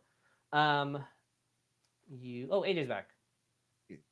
AJ. Hey, sorry, I messaged you like 3 different ways. I'm like, he's on streamer mode. He's not getting any notifications. I'm on streamer mode. I see your messages now. I see it now. So I got a couple questions, one from Ryan, Justin, and then PA, and then we will jump back into kind of looking through some of these the last half of domain cards that we need to look through. But you ever heard of Angel, Summoner, or BMX Bandit? I have not. Just being honest, I don't know what that is. I don't know what that is. Summoning Angel sounds cool. I just don't know what that means. How do you balance player actions? Yeah, so balancing player actions, it really goes to like a selfless kind of system. If you are like you want to play with your character, so like one of the fun things is obviously like the help action. You can help at any time as long as you have a hope as a player. So if you want to do something to assist with another player, help is more of a reaction, unlike an action in D&D. So that's an option. You also have tag team attack. So say both of you want to make an attack, rather than each one of you going at one at a time, why not combine that attack? Why not you have the Guardian throw the rogue forward to make the strike roll while the Guardian winds up a big giant haymaker to kind of bash the dagger that the rogue threw at or stabbed into the big bad. A lot of it is also a GM system. I will also say, for my personal style, and I just hit my mic, I'm sorry. My personal style GM, I really like that improv, and I really like the cinematics for GMing. So it is, in my opinion, I think Daggerheart is a more GM heavy system. I think to GM Daggerheart, it does require a little bit more from the GM at the table, but it requires less of the GM at prep. My D&D 5 games take almost double the amount of time to prep than my Daggerheart games, which now I only have one D&D game that I'm looking to try to finish.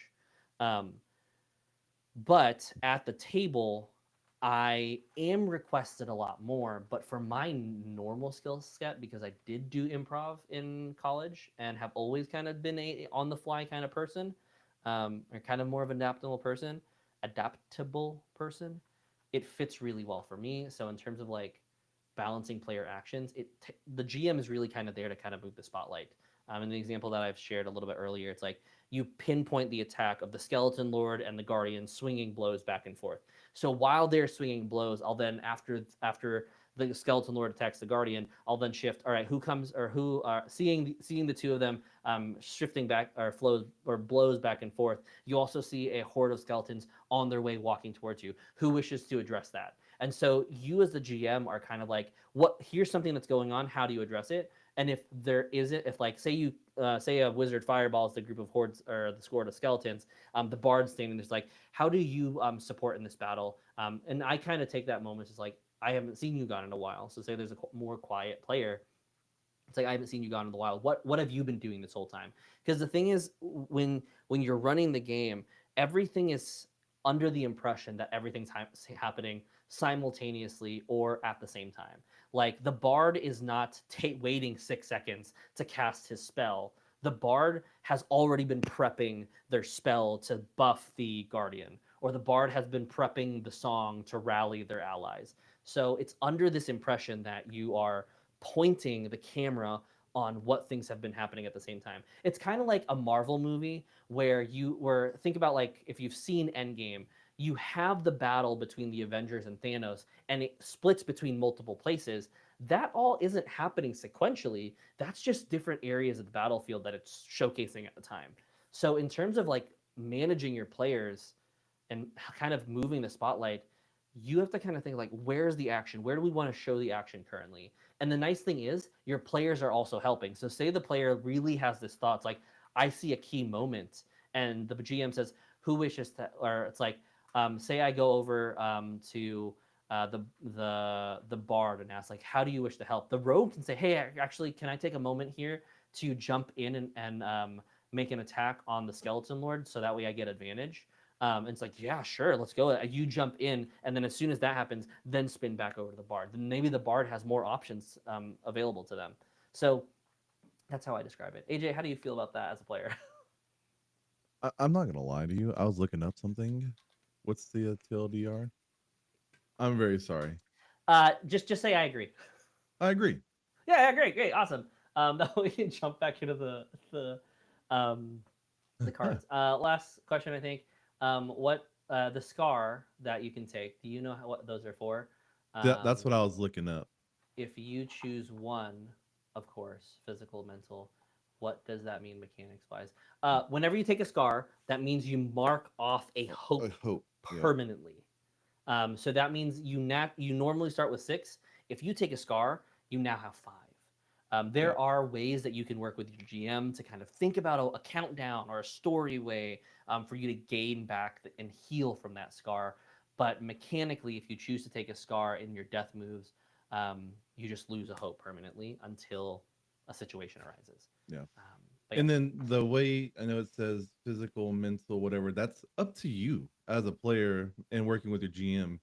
Yeah. It could be this going down in battle kind of strikes you with fear the next time you enter into another combat scenario to where you can't just accumulate that kind of hope. Yeah, or it could be a physical scar. Like we could even do something where it's like, say you get a scar across the face. Like you get slashed across the face. Maybe now you have a permanent scar there. And I don't know. In my head, I'm like, okay, let's add an experience. Like I would say, add an experience at that point. Like what's on your face or something like that. And I would probably give you an extra experience, but the experience probably does 2 things. It probably gives you a -1 to persuasion checks, but it will give you like an additional +1 to intimidation checks because it's a scar on your face. I don't know. I'd probably do something like that if I was a GM. Yeah. But PA, it's totally yeah. So, it does mean so you could only reach a maximum of 5 hope if you take a scar. Yep. So, Yep. and like we said, there's always a way to work with your GM to get that hope back if that's what you want to do. But yeah, for once you take a scar, that is now your cap is 5 as opposed to 6. So, all right, we'll jump into questions. I do just want to kind of go through the art one last time, and then we'll just basically kind of do questions for a good bit, and then probably build some characters, play some games. So, Deaf Deceiver, in Rapture, I'm gonna take like half this stack because it's like way too much in my hand. Deaf Deceiver, in Rapture, Inspirational Words, Tell No Lies. So that is a Galapa doing this little Ooh. this intimidation check. Troublemaker. I think that's a girl with an apple in her hand about to throw it at like guards or some stuff. Yeah, that's what. Yeah.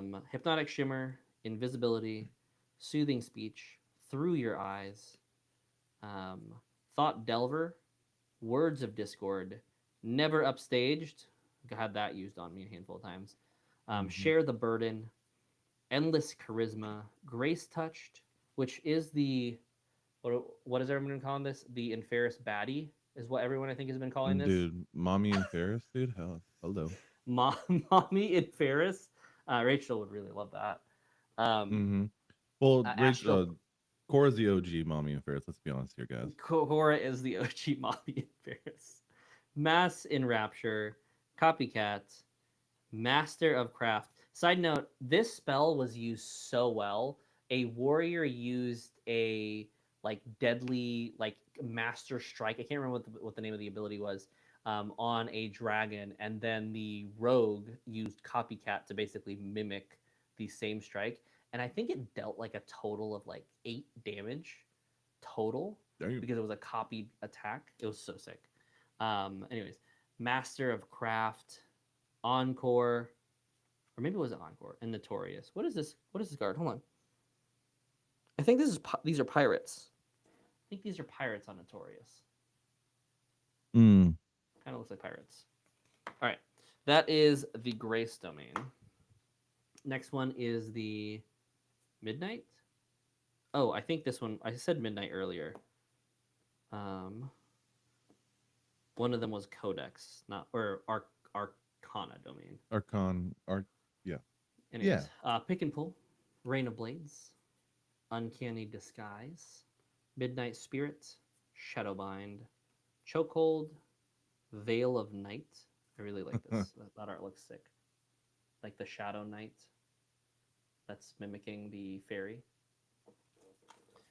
Stealth Expertise, Glyph of Nightfall, Hush, basically silence. Phantom Retreat. Okay, we need more Mandrill PCs. Yeah. Mandrills are intimidating as hell. Dark Whisper, Mask Disguise, Midnight Touched, Vanishing Dodge, Shadow Hunter, Spell Charge, Night Terror. The hell is this?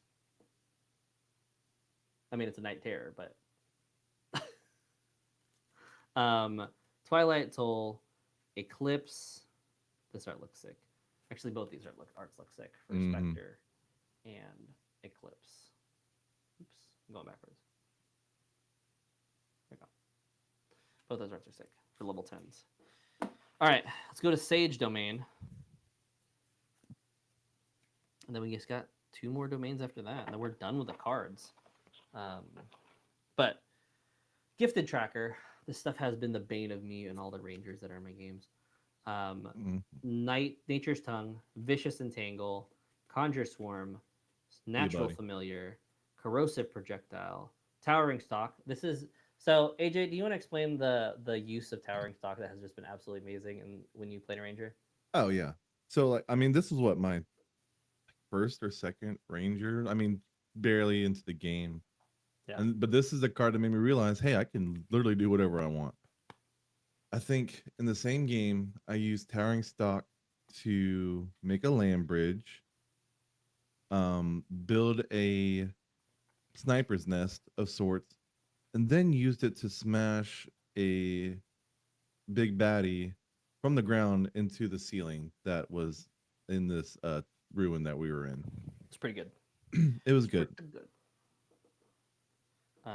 Death Grip, Healing Field, Thorn Skin, Wild Fortress, Conjure Steeds, Forager, Sage Touched, Wild Surge, Forest Sprites, Rejuvenation Barrier, Thane of the Wilds, Plant Dominion, Plant Dominion, Force of Nature, which looks sick, and then Tempest, which we've seen art for before. But both those arts look sick. Level 10s are really swinging hard right now. Yeah. At least on this stack. Some of the level 10s, I'm like, how does it feel like a level 10? But great art, nevertheless.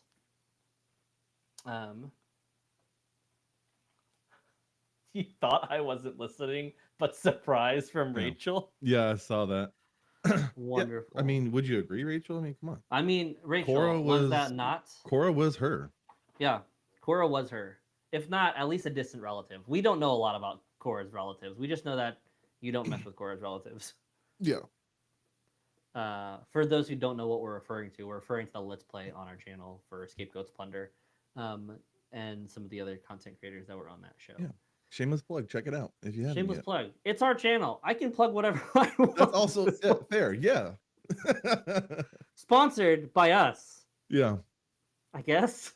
Anyways, Bolt Beacon, Mending Touch, Reassurance, Final Words, Healing Hands, Second Touch, Voice of Reason.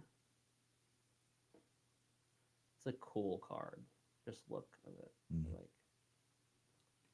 if there is a card that you want to see more art of, let me know.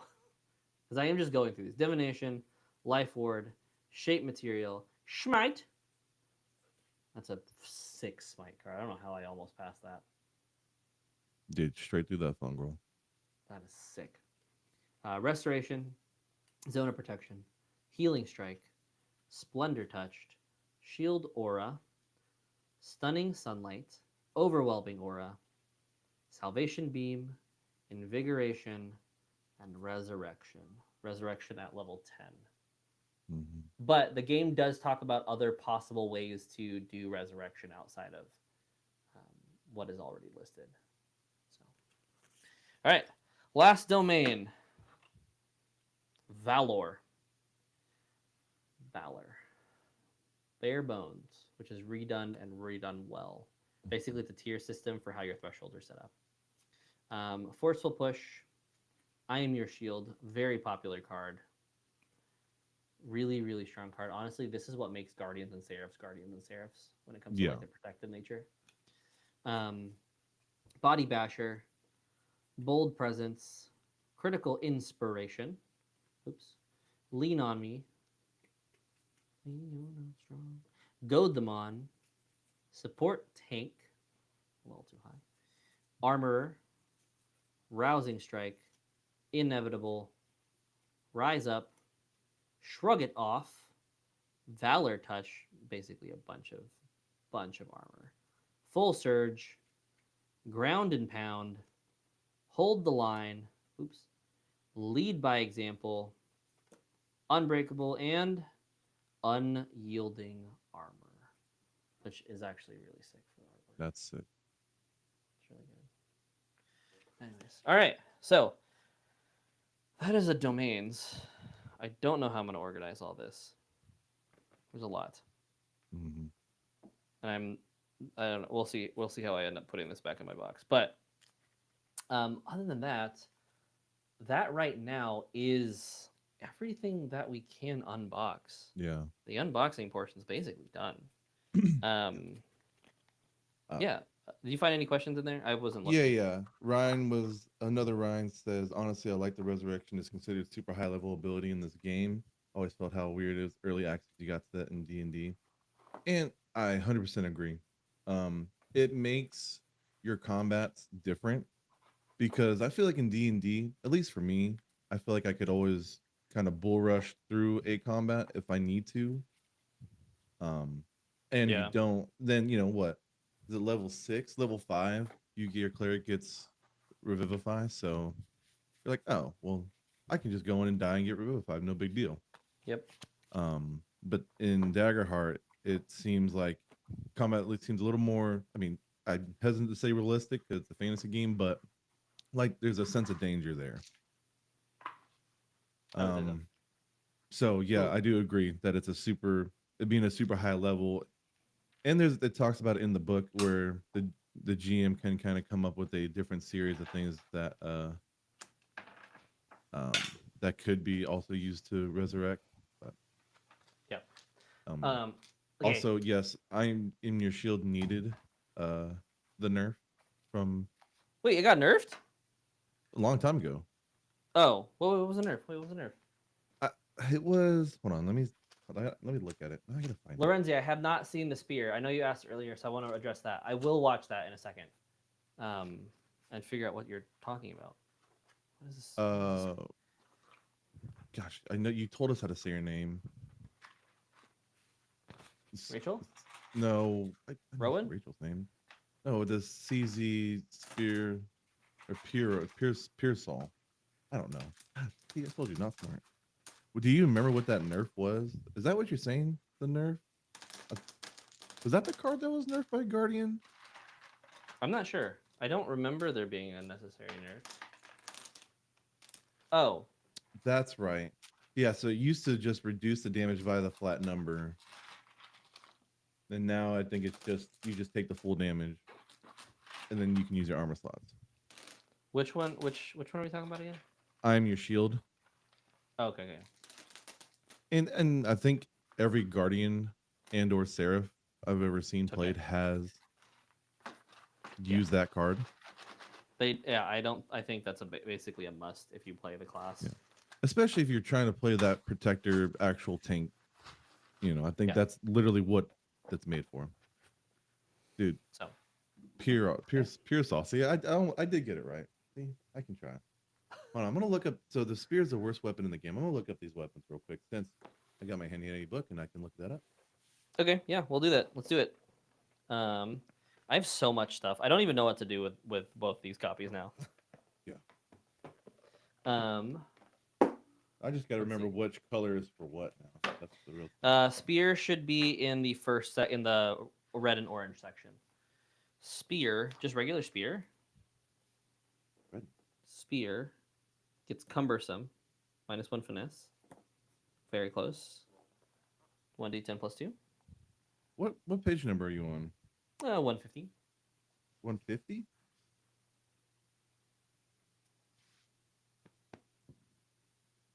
Wait, what? Finesse, very close. Wait, spear, from what I'm seeing, is 1d10 plus 2, not 1d8. Let's see. -1 to finesse. Oh, to a finesse weapon. Well, it's weird. Yeah, okay, I see, because it's gives you -1 to the trait that it uses. Yeah, that's silly. Not ideal at all. Interesting. Yeah, that's super weird. What was it? Hold on, let me now look in. I'm curious because we now have access to Demiplane. I'm just gonna go into. Just click this. Just gonna click starting weapons in Demiplane. I want to see if it's that way in Demiplane.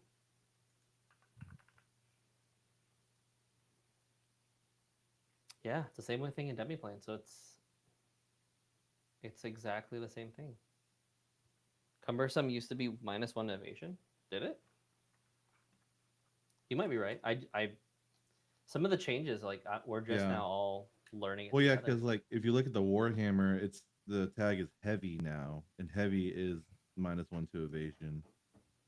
And then the greatsword gets massive, which is -1 to evasion. But when you attack, you get to roll an extra damage die and discard the lower. Yeah, let me check my 1.5 rules. Actually. Yeah, why would you ever?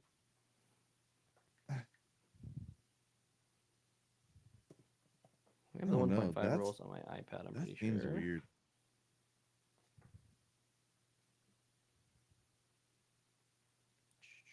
1.5. Let me see with improved spear. Improved spear still says the same thing, still cumbersome.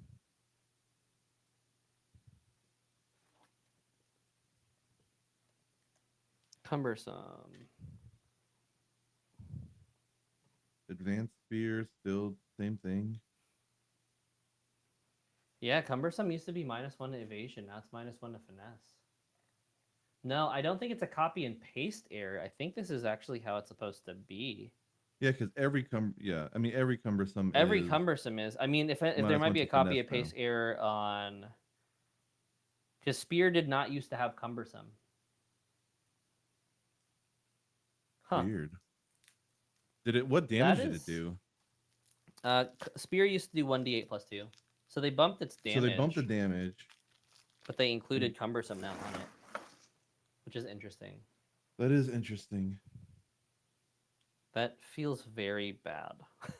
Yeah, like why would you ever use a spear then? I probably would remove, if I'm being honest, as a GM, I probably would remove the cumbersome. Yeah, I mean, if you really are like afraid that it's too, I mean, but it's not though. What isn't?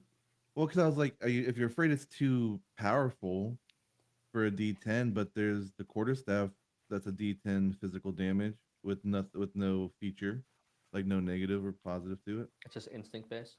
Yeah, it's just instinct based. The battle axe is the same way. It's just a strength based D10 weapon with no drawback. Yeah. All right. Let me see if there's anybody new in the chat. Yeah, I think if I was running it and you wanted to use a spear, I would probably just get rid of the cumbersome on that. Let's see. Well, wait, hold on though. But it also has higher range.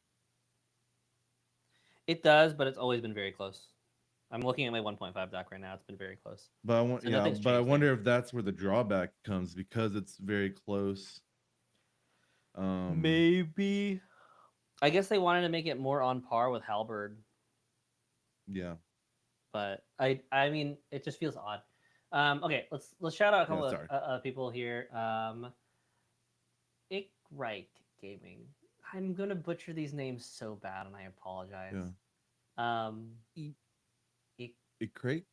Ikrike? Ikrike? Could be. Ikrike. You Crake. We all Crake for Ikrike. We all Crake. Caleb, I don't know if you've been here yet. Caleb, I don't think Caleb. Welcome. Caleb. Yeah, -1 evasion is pretty rough, but at the same time, with how Daggerheart's set for GMs, I think it's one of those things that GMs are still rolling a d20. So in terms of averages, at least at tier 1, it's actually not that bad because the GM at tier 1, oftentimes their adversaries will either get a +1 or a +3 at max. So you're not really swinging super hard. At tier 2, it becomes like a +2 to a +4. But so mispronunciation. English is not great, especially once you start adding different words, which I assume that Ikrake is. I know who you are because I remember playing. We played at PAX U, so thank you for showing on the screen on the stream. But yeah, anyways, I don't know. What do we want to do, AJ? What do we want to do here? I don't know. Anyone have any other burning questions? Yeah. Anybody have any questions about the book? Anything you just want to discuss right now? Yeah. Discuss questions, top speech topics. I just want to say, I know the -1 evasion, that's usually on your heavy weapons, and if you're running heavy armor, do you really care about evasion? I mean, I don't. Arguably, I played a couple Guardians with an evasion of like 3, but 3, 4, 5, had an armor. Well, back when there was armor score, armor score just through the roof. So, favorite domain. Domain? Yeah, what's your favorite domain there, Mr. Combo? Mr. The Combo? Hold on. Let's look at the domains.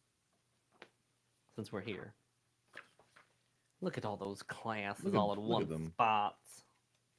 Would you just look at them? Just look at it. Hold on, where are what page is domains on? Hold on. 27. I will eventually get all these. Okay.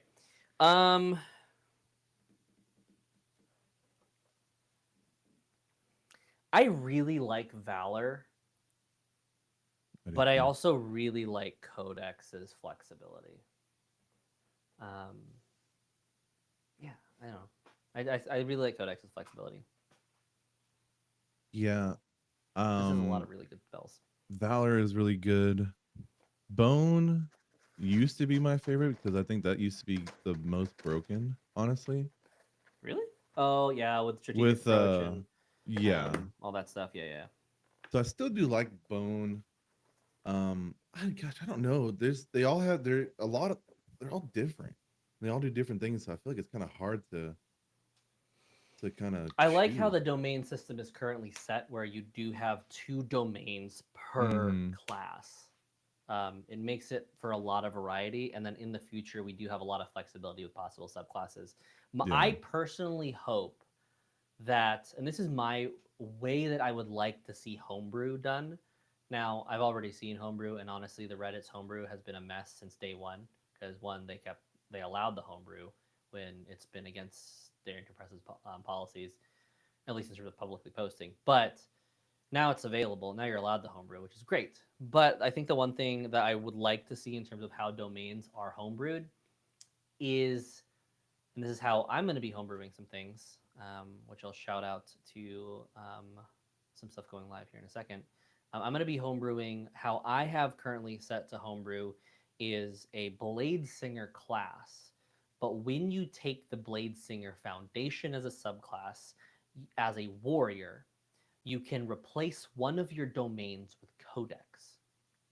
So how that essentially works is you can have 2 Blade Singers, but one has the Blade and Codex domain, while the other one might have a Bone and Codex domain. Both still being warriors, taking the same feature from the Codex or from um, the subclass, but you have a variety of flavor options that already exist rather than making a completely new class. Because when you make a new class rather than making it a subclass, what you have is now a subclass dependency to that said blade class. Because what I would say is really difficult is if you make a Blade Singer class and you make the domain Blade and Codex, you now have to make 2 Blade Singing subclasses, which doubles the work that you have to make as a homebrewer, rather than just making a foundation a um, for a subclass. Like the foundation, the what's the other one?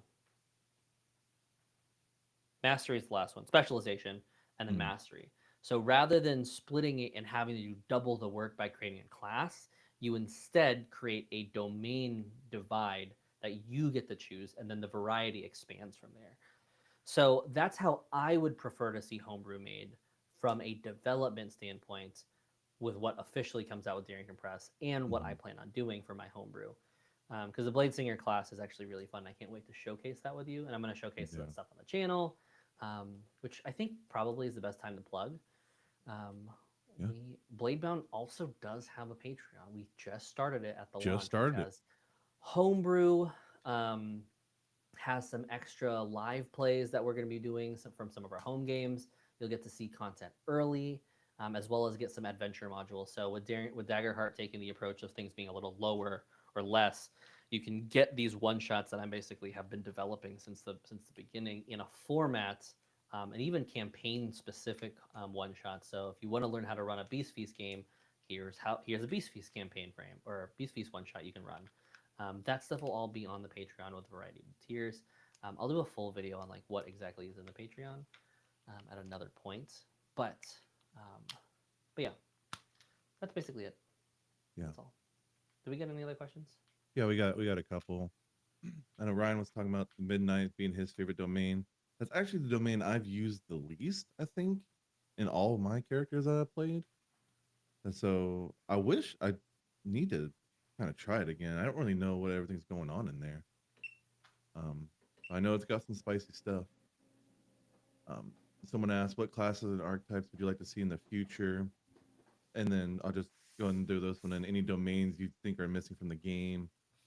Ryan talks about a Tinker domain. I think that would be I mean, yeah, get your tinkers, get your why am I blanking on the word?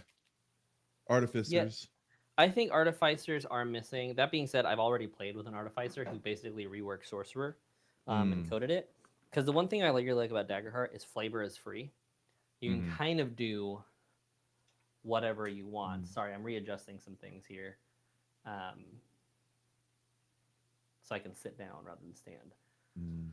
Um, but yeah, I really like how you can kind of just reflavor what you want in the game, and it actually works really well. So, but Artificer, I do think is something that is missing. I don't necessarily think Monk is missing. I know some people have made comments about Monk being Yeah, missing, but I think with you can Guardian kind of do and it. Yeah. Seraph, it still definitely exists. So, I think I'd like to see maybe like an alchemist class. And I'd like to see something akin to kind of like a Witcher, like where you take these potions to buff yourself, or they do different effects. So kind of like a true half caster, sort of deal. I think yeah. something like that would be super fun. Get kind of get the Gish in there. I would you say that we're missing a Gish in Daggerheart? Mm, Like I know not really. the Seraph can kind of do that. Um, So okay, I take it back. I think we are missing what the flavor of a Gish are. So once again, this is why Blade Singer is one of the ones that I'm developing as a subclass, because when you think of your traditional Gish, and I think this name gets thrown out a lot, and we not everyone is on the same page. But when you think of the traditional Gish, which is a person who casts spells and use swords, it is a character that uses magic to augment their blade. Um, mm, so this is typically under the lines of someone who is using, like making their blade an element. They are enhancing their sight to be able to find or to fire a bow. They are enhancing their speed to be able to slice more. So when you think of what the traditional Gish is, we don't have that type of interactability of I use a spell, then I attack. I use a spell to help me attack. I don't think we have that. We do have a lot of supporting classes. We do have a lot of classes that are really good at attacking, but I don't think we have a traditional Gish. And Ryan said it here. Rogue is probably the closest because it yeah. shares Bone and Midnight. No, right? No, no, no. Hold on. Midnight Midnight and and Grace. Great. Yeah. It does. It naturally Rogue you would think has a dagger, but it doesn't. But it has a lot of spell flux in its domains that it's given. But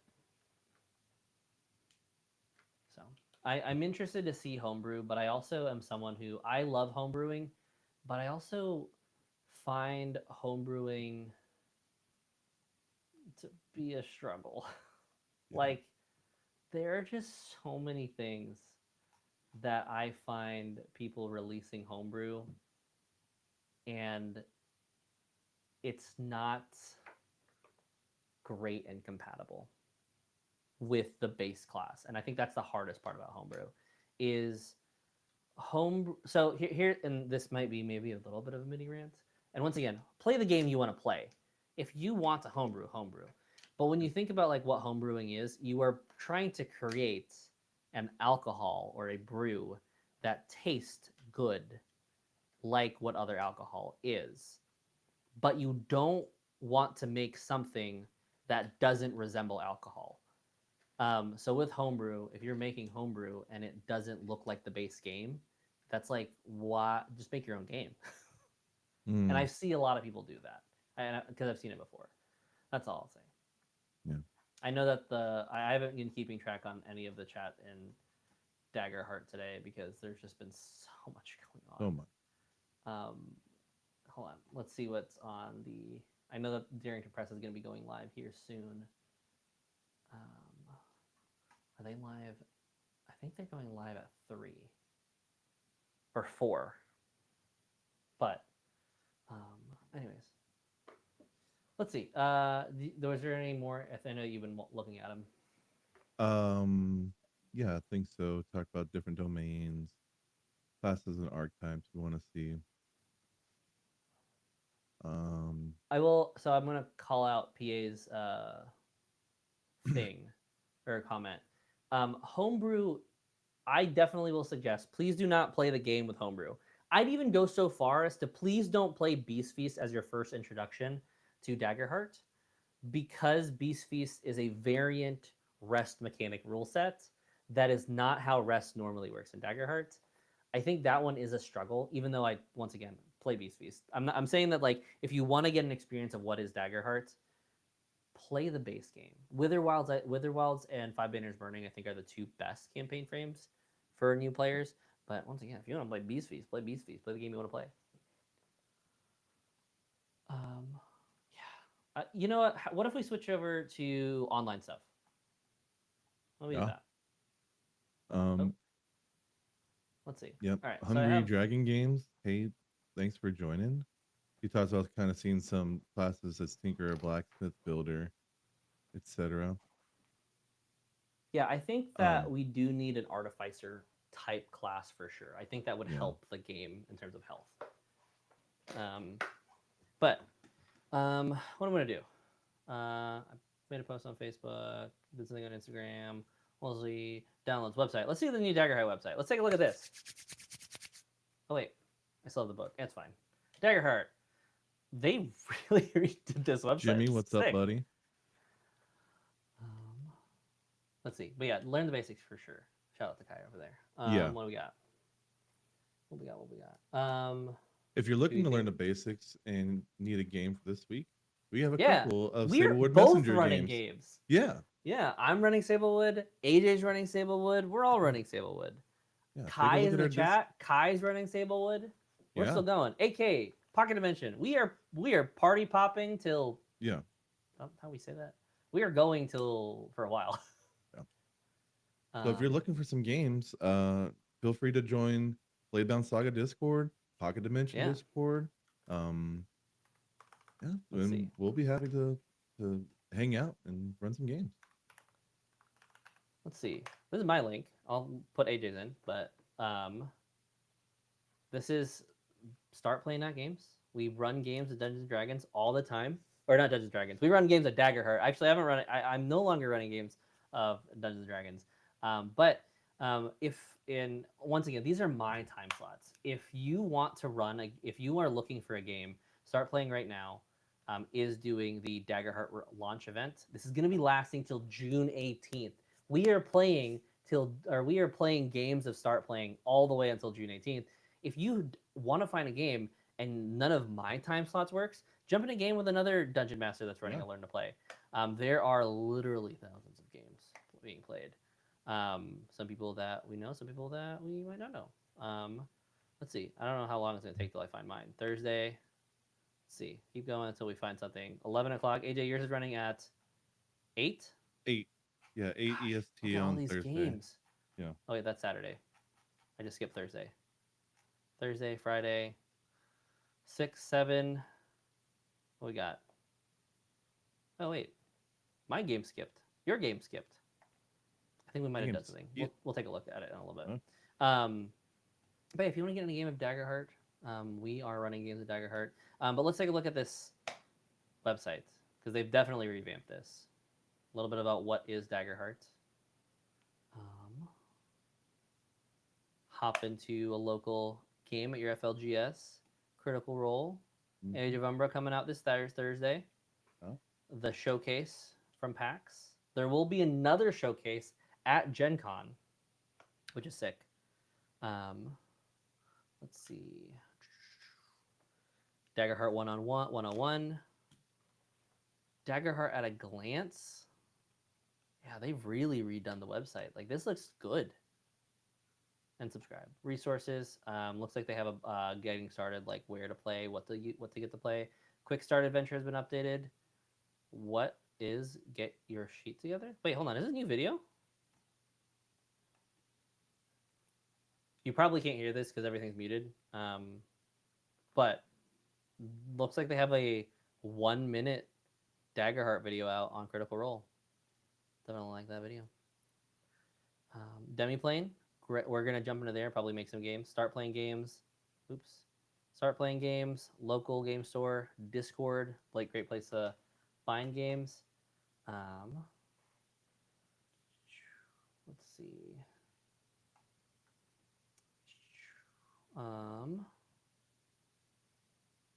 Okay, looks like that's it. Downloads. Let's see what they have here.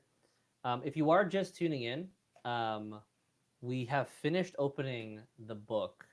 And if you have questions about the book, we'll definitely flip open and look at it.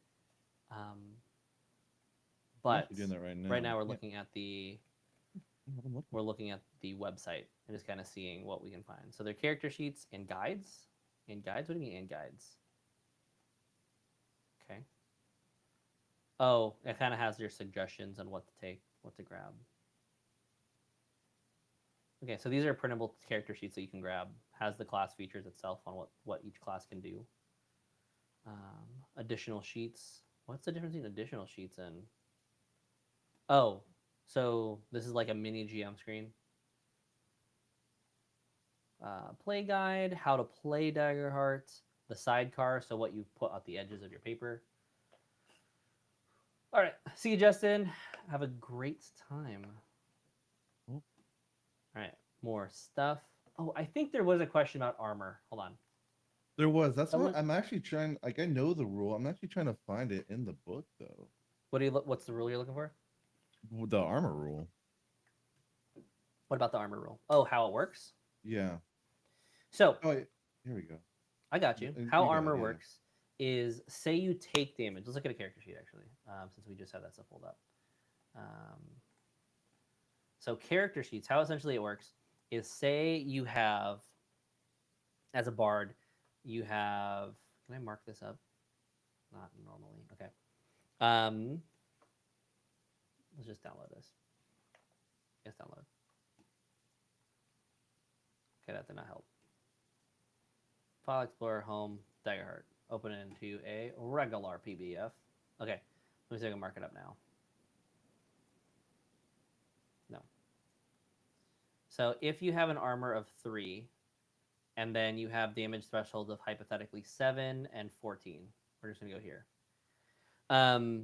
If you take damage, so say incoming damage is going to be like 11, that's going to be within your major threshold because it's greater than 7 but less than 14. You can now, instead of doing using your armor score and reducing it by 3, you now have a total of 3 armor slots. When you use an armor, you reduce your incoming damage by a threshold.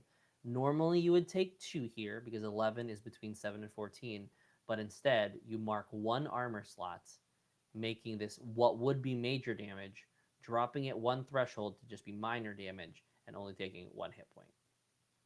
That's basically how armor works in the new art version. Ryan was asking about that and how we feel like it's balanced. Do you think we need to worry about full parties wearing heavy armor to get all the armor slots? No. One, because I think one, it's once again that kind of narrative focus, but they've basically reworked the whole system to be this kind of streamlined thing. It also makes it so you don't have to, actually, AK is saying it right now, we have no more math that you have to do. You don't have to do all that complicated math, at least in terms of reducing your armor. So it streamlines the game to make the combats a lot faster. But say we look at the armor here, you might have a player that takes 4 armor, but now you're more likely to be hit. You have the -2 to evasion, and now you're also dealing with -1 agility. So you're almost never going to see a rogue or a ranger take this full plate, though they can for different reasons. You likely might want to just take the Gambison armor, and you'll take the flexible to get a +1 to evasion, so you're not going to get hit nearly as much.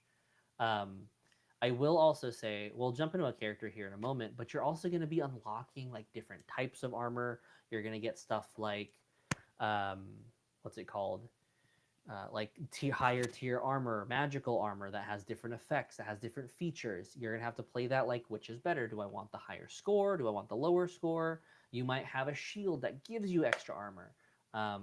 So it really does depend. Like right here, I think round shield gives you +1 to armor. Tower shield gives you +2 to armor, but -1 to evasion. Mm-hmm. So you might have a character that is that full knight in shining armor that chooses to take less of that up front. Less of that damage up front. So it's just like anything. If high evasion means not getting hit at all, so not having to spend your armor slots, so you don't need as many. Being heavy armored with a heavy shield, you're gonna just get hit about every single time you get swung on. So. Oh, okay. Now here, let's kind of dive into some of these classes here. I'm gonna show you some stuff because I've been diving into. Oh, look at the new art on the dev plane. Mm-hmm. It's all updated. This is sick. Guardian. All right. Pocket Dimension has just said, rest in peace, fully negating major and severe damage, unless you are a Guardian. So Guardians have, let's find the Stalwart subclass. Oh no, not Stalwart. I think it's Unstoppable. You reduce the severity of physical damage by 1 threshold. Every single time. You are meant to be tanky. As a Guardian, you should be someone who is hard to kill. Your player or your GM should have a hard time killing you. If you're a Guardian and you are very easy to kill, I feel like it does not fulfill the power fantasy. Mm-hmm. So it is you get this, and also there's a domain card that allows you to use 2 armor slots in, I believe, the Valor domain that allows you to use 2 armor slots to reduce the damage of an incoming attack. So with that, you're going from severe, dropping it by 1 with 1 armor, dropping it by 2 with a second, and then your Unstoppable already drops it by 3. Bada bing, 0 damage as a Guardian, which should be the power fantasy. GMs who look at this, and this is my opinion, right, as a GM that has played a lot of Dagger, my opinion is the Guardian should be difficult to kill. That being said, I've killed 5 characters in Daggerheart. Every single one of them has been a Guardian. I almost killed 1 sorcerer, but they chose to just take a scar. Totally doable. And the reason I've killed the most Guardians is not because I'm picking on the Guardian. The reason that Guardians die is because of Iron Shield. The Guardian wants to soak that damage. The Guardian wants to be the person to make sure their allies don't get hurt. I see Guardians all the time taking the damage because that's what the player wants to fulfill. The player does not want their allies to die, so they will soak the damage for them. Totally makes sense. And plus, you can also spend 3 hope to gain extra armor slots if you start to run out. You are a tank. Like that's the power fantasy we're going for. So let's jump into that more. Let's see what I think the Stalwart has more things. When you take physical damage, you can mark an additional armor slot. Oh, there it is. It's not a domain card. It's Iron Will here. So Stalwart, you can mark additional armor slots to reduce the severity, just up to as many as you want. Gain permanent to damage thresholds, easy. I think there's another one. There was in that special, or go up a little bit. No, I'm sorry. No, right there. I'm sorry. I'm tripping. Oh, no, right here. In the specialization, basically you get free I am your shield.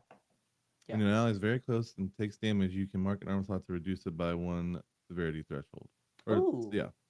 I like it. I like it a lot. A free I am your shield there. It's a kind of a free I am your shield. Yeah. You're basically reducing it for them, but you're not taking the damage head on. So it's a mini one. And then so ally close range has 2 or fewer hit points and would take the damage. You can mark a stress to sprint to their side. This is within close range. This is I am your shield in close range. Mm-hmm. Like this is not just melee now. Like let your tanks be tanky. Yeah. Like, anyways, if the Guardian is a tank, is the warrior basically a barbarian? Here's the thing: Vengeance is the barbarian. Yeah. You have the Stalwart as your tank. But then you have your Vengeance as like, I am the barbarian tank. Yeah. Like if an adversary at the melee range hits you, mark 2 stress, I'm gonna hit you back. As a barbarian, a true barbarian would. So yeah, it's totally a back and forth thing. You have both sides, but also you can be a warrior and be a barbarian. You can be a seraph and be a barbarian. You can be a wizard and it's gonna be a weird barbarian, but you can be a barbarian. Challenge accepted. Yeah. Done. You do what you can play a strength barbarian. You can or not strength barbarian. You can be a strength wizard. You can be a wizard with full plate. This game has no bounds. There are obviously things that are optimal. Every game has things that are optimal, but you can play whatever you want, and that's why I really like the system. No. Flavor is free. We're Free. playing dive and drives and dives here, going to Flavor Town.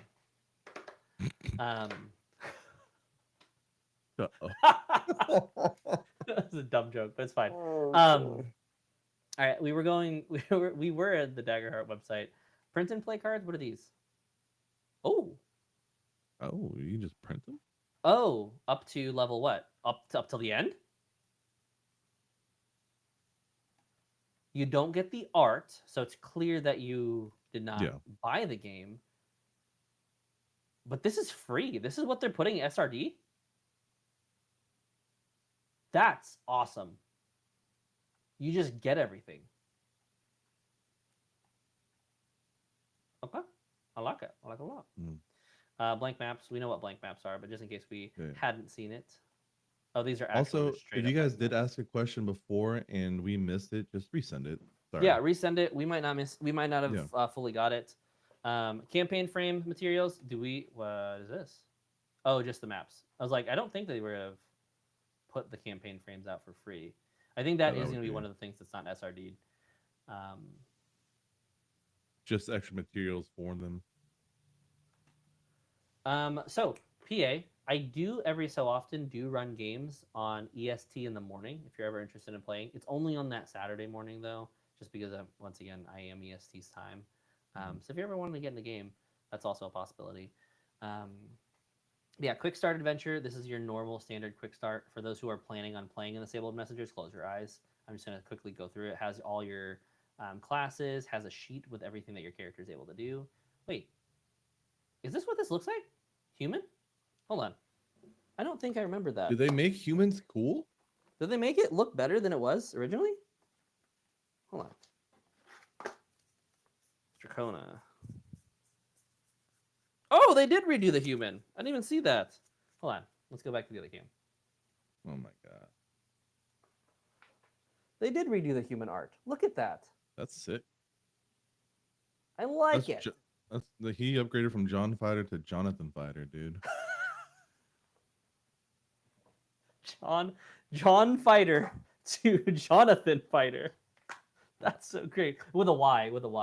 Yeah, obviously. Jonathan with a Y. That's cool. They got a new human. I don't know why I showed you that when I could have just showed you this. I could have zoomed in instead of grabbing the camera at a higher quality. Anyways, cool. But this stuff's free, so I don't feel bad about sharing the quality. But the quick start, you have all your stuff for Garrick. Sablewood location. Ooh, this isn't in the book. So they removed one thing that they removed from the base book is they removed the Sablewood, but then they added the campaign frame. So there's no Sablewood, there's no Colossi, the winter one. There's no Gindalia, City of Opulation. What were the other ones in the book? Let me see. I have my iPad here. Let's see. Sablewood. So they have no more. Hold on. Yeah, so there's no Sablewood. There's no more Rime of the Colossi, which was a frozen, desolate land. There's no Soul Sunk Sea. There's no Gindalia. Excuse me. And there's no Kinnikos and Jags, which I did run a game in the Kinnikos and Jags. But it's no longer in the base book because they wanted that one. I assume they had to fit everything into a book, but they instead kept the campaign frames. That doesn't mean you can't use them, but they probably are eroded fully. So Sablewood looks like they've expanded on what the Sablewood is and what's there. A lot of this stuff is still there. Some of the extra loot, the Sable Blade, for those who are playing in the Sablewood. Environments, so they added environments to Sablewood, which is sick. Oh, they added Hush environments. Wait a second, hold on. Is Hush environments in the quick start guide? F environment. or environment move? No, open veil is the only environment. There is no hush environment. But we can see that there is a new hush environment. So you can take this. I'm totally going to do this for some of my learn to plays now because I never even thought about using environments for the Village of Hush. But I'm not. Sorry, Harry. Some of you guys might want to. Oh, Rachel, this is cool. You're experiencing this. You've played the Sablewood so many times. You've probably GM'd this just as much as I have. But there's a new environment for the Sablewood called Village of Hush. Okay, if you're playing in a Sablewood game soon, close your eyes. Don't look at this. You don't need to know this. Close your eyes. This is your warning. It's already on screen, but this is your warning. Go away. Go scroll. Then come back. Come back after. Come back in like literally like 3 minutes. We're gonna go over this. But yeah, Village of Hush, Tier 1 social, which is cool. Guest privileges. An overnight visitor is taken by a family and given shelter for 3 nights. During this time, the guest needs to prioritize, or the guest needs have priority. The guest's needs have priority, and they can use anything that belongs to the host. After 3 nights, the visitors must trade families or leaves town. Yeah, that's actually something that's already been in the book, so that's cool. Just kind of condensed. And the actions are what I want to look at. A prominent member of the community approaches the PCs asking for help and unique preparations for the arrival of the town's leader, the Faceless Six. I don't think I played in any of with the Faceless Six stuff. We did one time. Did we? Yeah. We did do the Faceless Six. That was in my first Daggerheart campaign. Yeah. Outside of our home game. That's right. We dealt with one of the Faceless Six members. And then Leave It to the Trees reaction. Spend a fear. When someone abuses guest privileges, summon 12 young dryads to kidnap the culprit and drag them off to face the justice of the Sablewoods. That's awesome. I love this. That's so funny. That's so great. I'm totally using this. That's hilarious. Just 12 young dryads, which, by the way, we'll see what rating the 12 dryads are. And then errata. We failed an action roll. Despite our best efforts, sometimes errors cannot be caught. So is there any? Oh, there are some. Should we check the spear? Yeah, that's what I was going to check. Spear. Control F, spear. No spear. Yep. Okay, so these are just some clarity things. I'm not going to go through all of them because I don't even know what the thing is. Simia card number 773 has been added. Oh, okay. So looks like these are going to be changed. So just some errata, some things, just clarify some things. Weapon feature does not specify. Okay. So yeah, it's like we get some things. So there are some hiccups, there's some mess ups. That happens with every single game. Notification. Daggerheart now available by Darrington Press. It's probably the same video. Is it the same video? Ooh, different video. It's a 2-minute video. I gotta look at this. Now we got videos to watch, but I don't have volume because that's someone else's content, and so we're not gonna react necessarily to that. Technically, under the clear or Creative Commons, is reacting and then putting video on top is fine. But anyways, I'm not gonna go into that. Let's see. Session 0. Toolkit. So it talks about safety tools, the X card. I use that. Lines and veils, I use that. Cat's method, I don't, because I explain it a little differently. So I take a version of the cat's method. What's a safety toolkit? Ooh, look at this.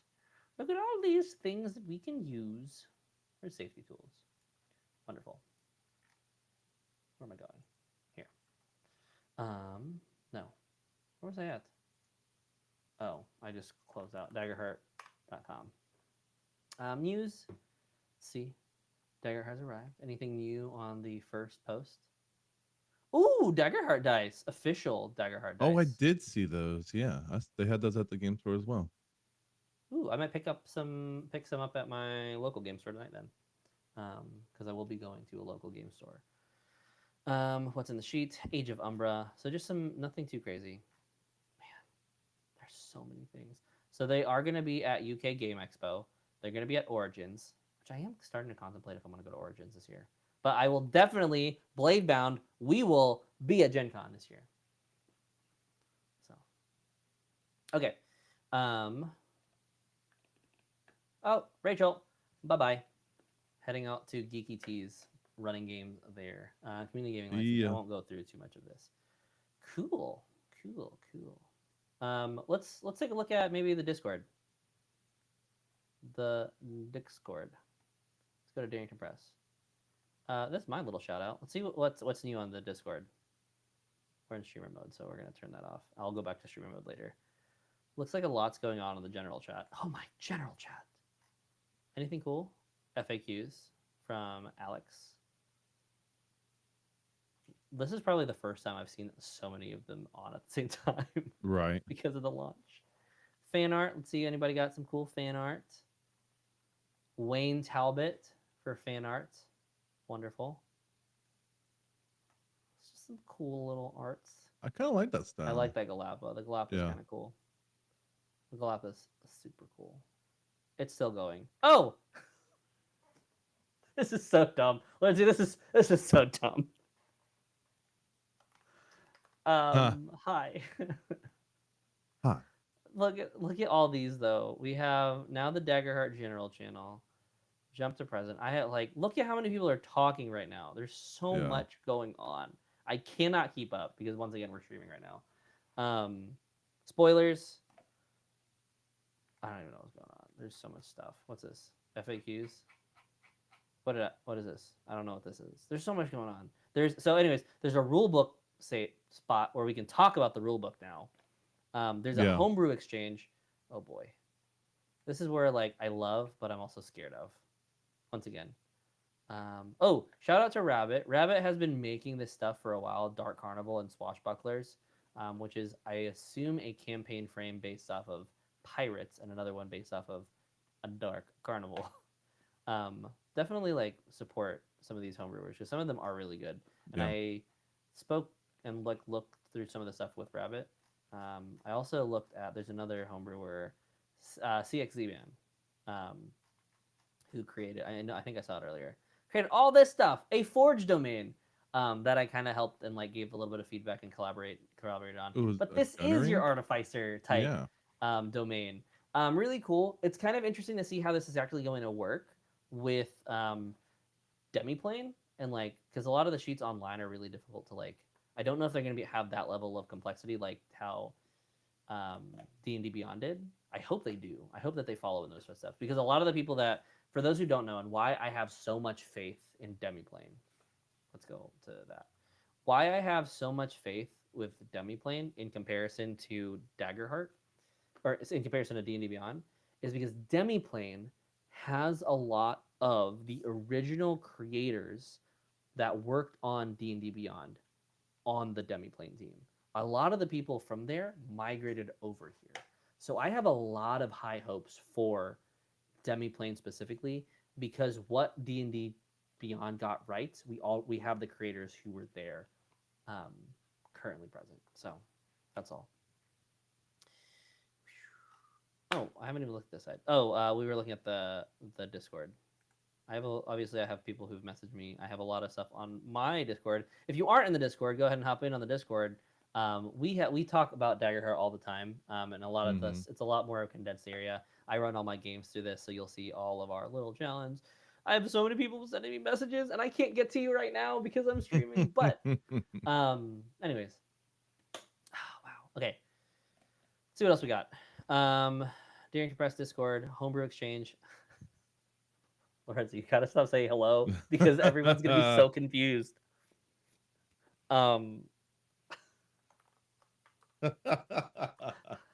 Everyone's so confused. It's fine. And then now we're at Daggerheart shows. This is where they're going to be talking about the Age of Ember campaign, from what I understand. So, anyways, cool. That's Daggerheart or Darrington Press Discord plus all the other general stuff.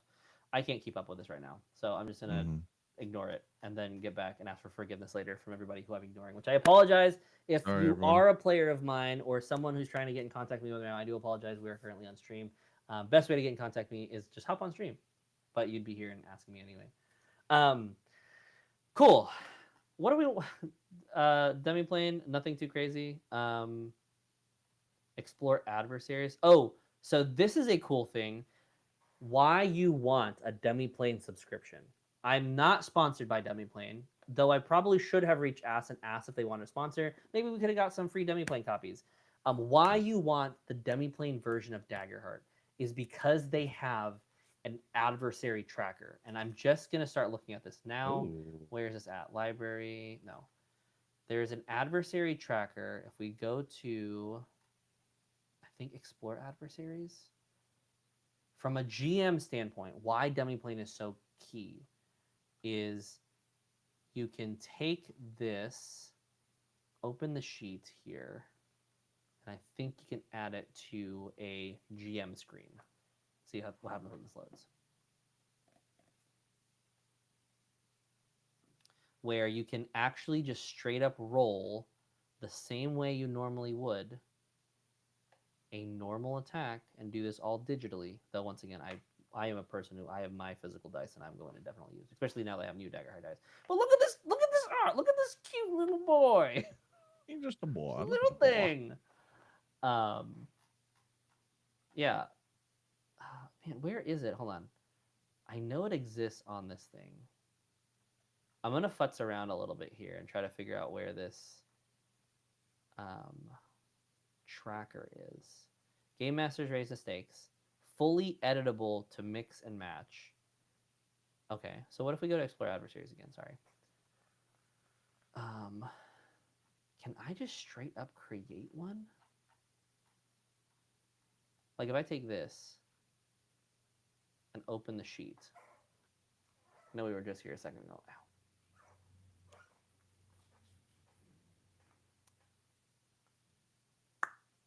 Maybe. I can add features here. Oh. I can add features from other characters. Yeah, like I anything. can give it Ashen Vengeance when this adversary marks their last place. Replace them with the Ashen Tyrants. Could you imagine the Archer Squadron suddenly becoming the Ashen Tyrant from Tier 4? That's you can add new experiences. Stress. Oh, and it has the maximum amount of stress, like here. That's cool. And then, cool. So since it's a horde, since you marked it more than 2 damage, it no longer has the same damage amount because it now does less stress or less damage when you mark it half for the horde mechanics. Okay. Let's see here. Chris, welcome, man. Welcome. The feature you add is editable. Is it? Let's do so. I haven't messed around too much with this. Acid bath. I gave it acid splash, acid bath. Add a custom feature. You can add a custom feature. That's sick. Okay. I feel like, and I can change the name. Oh, this is great. Change the description, change the motives. You can basically homebrew your whole thing here and then port it in the actual format for homebrewing, which I think is great. Cool. Library. I swear I thought that they had a... Duckburg is here from the Discord. Another one of the GMs that will be GMing at Gen Con as well. So lots of Daggerheart. I think the great thing about this community is just how small it is, and everyone knows kind of each other. Is everyone's starting to like know each other as long as everyone's like active. But yeah, cool. Let's see. Once again, if you have any questions about the book and want to know things, I am answering, or I'm going to find and look for the answer for those questions. So if you have something, let me know, and I'll look around and find it for you. Cool. AJ, do you want to build characters? Is that what we want to do? Yeah, well, build a character. Let's build a character.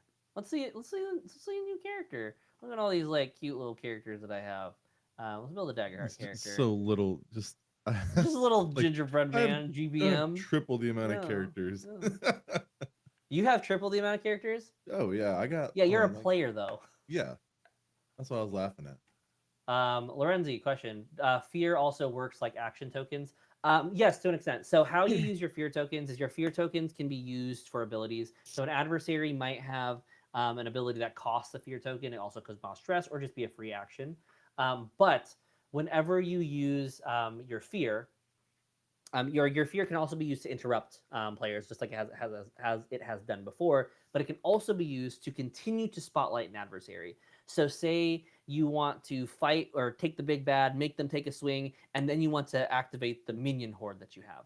You can use an additional fear to extend your GM move to spotlight another character in a specific scenario. So your fear is a kind of flexible resource that you can use, or you can also use it for environments. And I just hit back. So, um, so we're gonna jump into this character here, AJ, in a second. But it looks like we have a bunch of questions on the game. Any cards that stood out to you as particularly weak that nobody ever picked? I'm kind of looking through them right now. There's nothing like off the top of my head that's like glaring. I don't. Let's see. We have the book obviously here. Yeah. I'm just gonna take the book itself and look through. Actually, here. That's probably not as easy of a spot. Let's go just to domains in Demiplane. It'll be easier to look at it digitally for reference. Oh, the art's updated too! Everything's just surprising us. At least surprising me. I got one. This art! It's so cool! I got one. The Midnight Domain, Pick and Pull. I don't know if I've ever seen that one played. And the only reason why I'm picking it right now... What level is it? 1.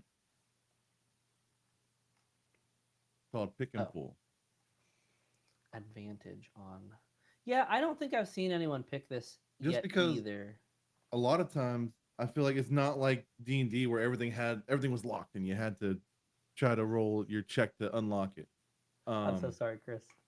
But I didn't mean to. I just got excited.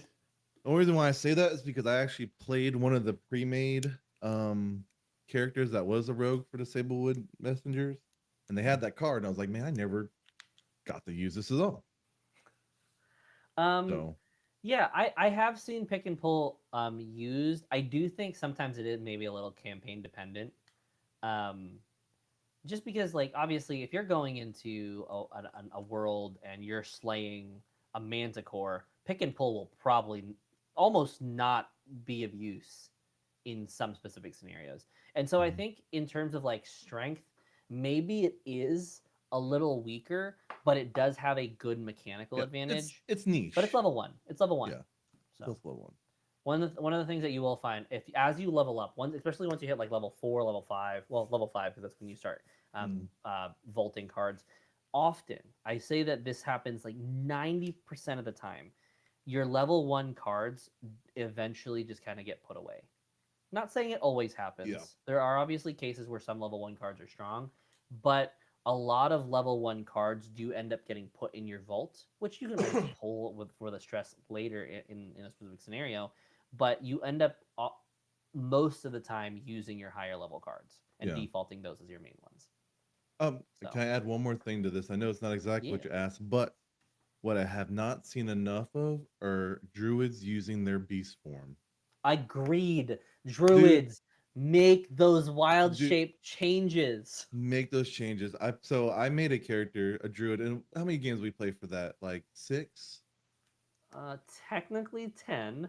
Did we do 10? Wow. Well, yeah, they were 1 hour. They were 1 hour sessions. One and a half hour sessions. So and I made a druid that did literally 99% was beast form. The beast form mechanic for druid is so freaking awesome, especially at high level. At high, dude, it gets nuts. It's so cool.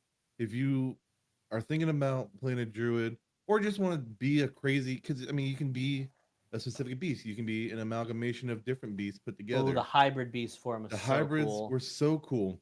Definitely take a look at it, and it's something I feel like is just criminally underrated. Agreed. Beast forms are freaking awesome. So if you're looking for something new to play, beast form. All right, let's take a look at some of these questions here. Yeah. Ooh, Pipa asked, are you allowed to take multiple turns in a row in the final version of No Initiative? Yes. Yes, you are. If you want to set up something, yeah, you can do that. And generally, I haven't run into this too much to where you have one person that's just taking turn after turn after turn after turn. I haven't run into that very often. I think most people are generally like, hey, I took my turn. Let's make sure you go. Or the GM kind of wrangles people to make sure everyone's getting a fair shot. So I will say, Daggerheart is under the impression, and I'll say this very bluntly, Daggerheart is under the impression that players are not dicks to each other. Yeah. Because don't be a dick. Like there is a older school style that I've noticed. I'm not saying it's bad because there are things about the old school way of playing tabletop that I love, and which is why I'm happy with Daggerheart, because Daggerheart still has a lot of the old school style of play. But there are things about some of the old school style play where everyone's trying to just make the best character they possibly can, which is great. That's what you should do. I think there's aspects that you should be making like really strong and feasible characters. But I think some of the downside of it is you want to be the star of the show. Oftentimes, is how it ends up being. You want to make sure you pull off your character specific mechanic and combo that doesn't always make for good narrative stories. Maybe for you, your character probably had a time of his life, but to this collaborative game we're playing, I think it fulfills the power fantasy better when you take a turn, or maybe you have a combo, take 2 turns. Maybe if there's a combo you really need to set up, maybe you do 1 turn, tag team attack with somebody. Like maybe it is like a scenario where the warrior needs to fight his mentor or their mentor, and like you as players are kind of trying to sort through the narrative as it goes. And yeah, the warrior should probably take multiple turns, but say something happens where the mentor cheats. Maybe it's an evil mentor. Like, Bard, definitely step in there, jump in, do something, right? Like, you can take multiple turns to whatever serves the purposes of the narrative. But once again, it does have to kind of serve that purpose of the narrative, I think. And so, yeah, so you can take multiple turns, but once again, don't be a dick. Cool. What's another question we got? Duckbird, Druid air form gives advantage on agility rolls. Would that give advantage on agility attacks? I think you could. Okay, this is once again your table, and there's no clarification, which is why I really like systems like Daggerheart, where the clarification is a little fuzzy. If your table thinks it's cool, go for it. My table, I'd say so. I'd think that's cool. If you're more, why would your advantage to agility stop because you're swinging a weapon? Yeah. Well, I guess it would be an attack roll because your druid shifted. But I would say so. Are you maining characters? I think, kind of. We're making characters, yeah. Oh, yeah, making characters. We will be eventually. We will be. Yeah. As soon as we get through these questions. Yeah. I'm getting a lot of hate for my pick and pull hatred. To be fair, I guess most of the games I've played have always been in the wilderness. I guess I've never played in a city. Yeah, screw you, AJ. Yeah, screw me. Screw you and not finding that chest in the wilderness. How dare you not find it? Oh God. But yeah, whatever, guys. I'm allowed to have my opinions. I'm allowed to have my opinions. Okay, let's see.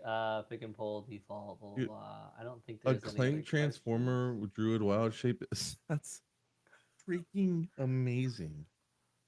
Clank Druid is so I've actually seen 4 Clank Druids in the campaigns I've run. That's a very common thing. Everybody wants to play the Animorphs. Or not Animorphs. What's it called? Transformers. The Transformers. Or the Autobot. The Beast Transformers. Be an Autobot. And then yeah, but no one will make the sound. Nobody will do the chok, chok, chok, chok, chok, chok. I still have yet to hear someone do that when they wild shape. I think that's all the questions we've gone through. We can finally make characters. Yeah, let's see. Think wild shape energy.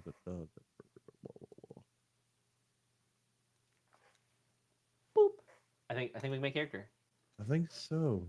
Let's do it. Let's make a character. So we got pre-gens. So we got the Tegan Sapphire, the Varian Sato, the Kari Nix, the Garrick Reed, the Barnacle, and the Marlowe Fairwind. These are for Sablewood Messengers, so if you're interested in that. Character name. All right. First off, when you get to characters, there is a new thing that you'll see, which is campaign frame. This will give you access, depending on the campaign frame that you're using, to that variant rule set. So Beast Feast will have a way. I don't know what this looks like, but let's try Colossus of the Drylands. Let's just do that and add that as our campaign frame, just because I'm curious to see what it comes up with. And character name. Here's the thing. I don't like putting character name at the beginning because I don't even know what I'm making yet. You want to full send it and go to 10? Send it. Let's do it. See what happens at level 10. Character class. What do we want to make? Actually, let's chat. Let's chat. What do you guys want to make? A Colossus of the Drylands. Was it Kaiju's meets post-apocalyptic Western cowboys? What do you guys want to see? I see a strength rogue is the first one, so strength rogue. Okay, we'll see. We'll see. Actually, hold on. I think I can pull. I've never done this before. Add a poll. Let's see what we got. What class should we make? Let's see what we got. AJ, I think your dog is there. My dog is here. distract everybody with dog. Hey guys, look, I got a cute dog. Oh, she just woke up from a nap and she's all disoriented. Oh, I can only pick 3. Okay, I'm gonna take the first 3 that I see. So I see rogue, I see druid. See, I'm gonna take 2 more suggestions and throw the poll out because we can only have 4 options on this poll. Blah blah blah blah. AJ, is there something you want to see?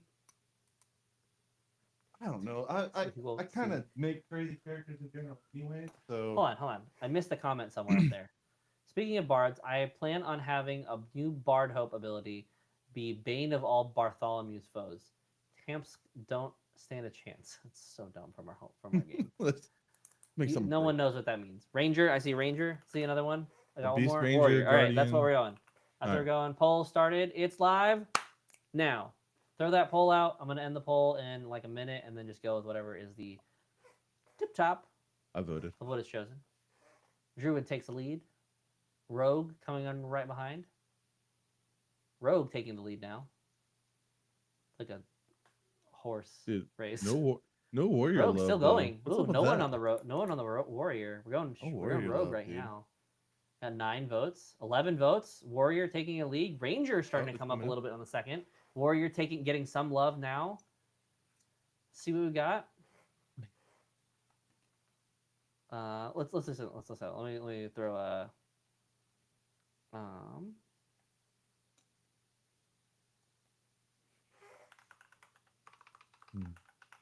I'm just gonna throw a we're. While Daniel's doing this, I will actually just be right back too. Sorry. Where are you going? Okay, he's gone. Okay. Just send me a message. I'm at my computer now for when you're back.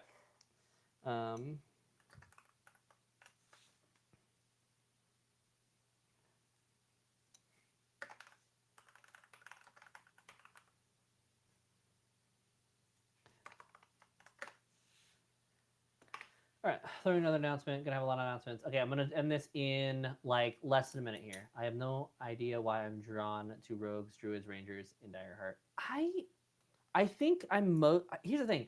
I don't get to play very often because I'm a GM. I am the perma GM, and I like being the permanent GM. I understand why like some people don't like being the perma GM. I love being the perma GM. It's like my preferred place to be.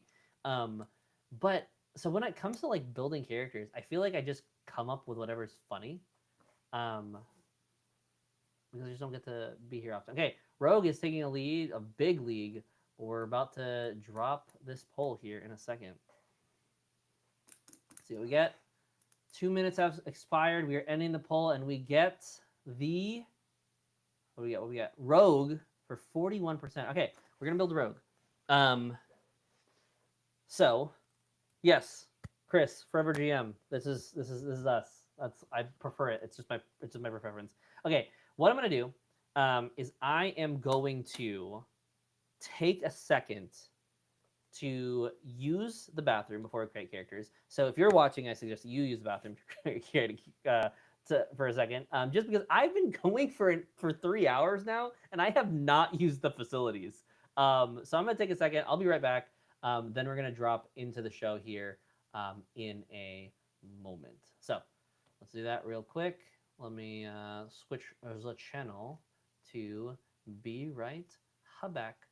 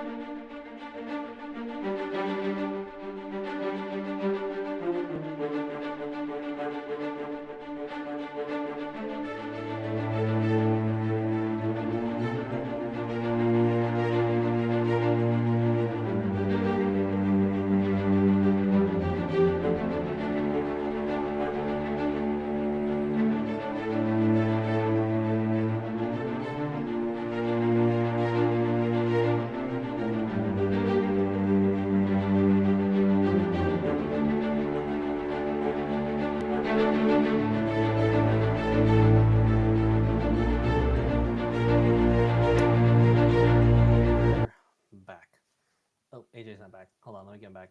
There he is. There AJ, you I am. back? I'm back. All right, I'm everyone, we're back. So I need to use the bathroom. AJ needed to use the bathroom. So now we're back here. Let's just see what's been going on in chat. What kind of conversation we've been having. Oh, I just realized I'm opening something. I'm opening an ice cream sandwich because Did you I guys was like, a I needed snack? something. I should have got a snack, dude. Go get a snack. Just go back. Go back. I'm gonna read something. I'm gonna read chat. Go get your snack. Okay. Okay. If I have to. Yeah, I made a bard playing the D&D campaign. I thought I would have liked because everyone suggested me. Now I'm playing a bard. Oh no, I've been there though. I've been in a position where I've regretted playing a character because it just didn't pan out the way I wanted. What's the problem? Their support class and doesn't fit me. Oh yeah, bard. Oh no, that's so sad. I'm also a support main whenever I play. Like if I'm playing in a long-term campaign, I like being the supportive player, personally. So I get that. Okay. There's my wife again, Abby, saying we are cool. I wish you would tell me that whenever I'm talking about nerdy things regularly, but I appreciate that now. My wife's not a nerd by any means. My wife just lets me do my own thing. But yeah. Okay. I'm back.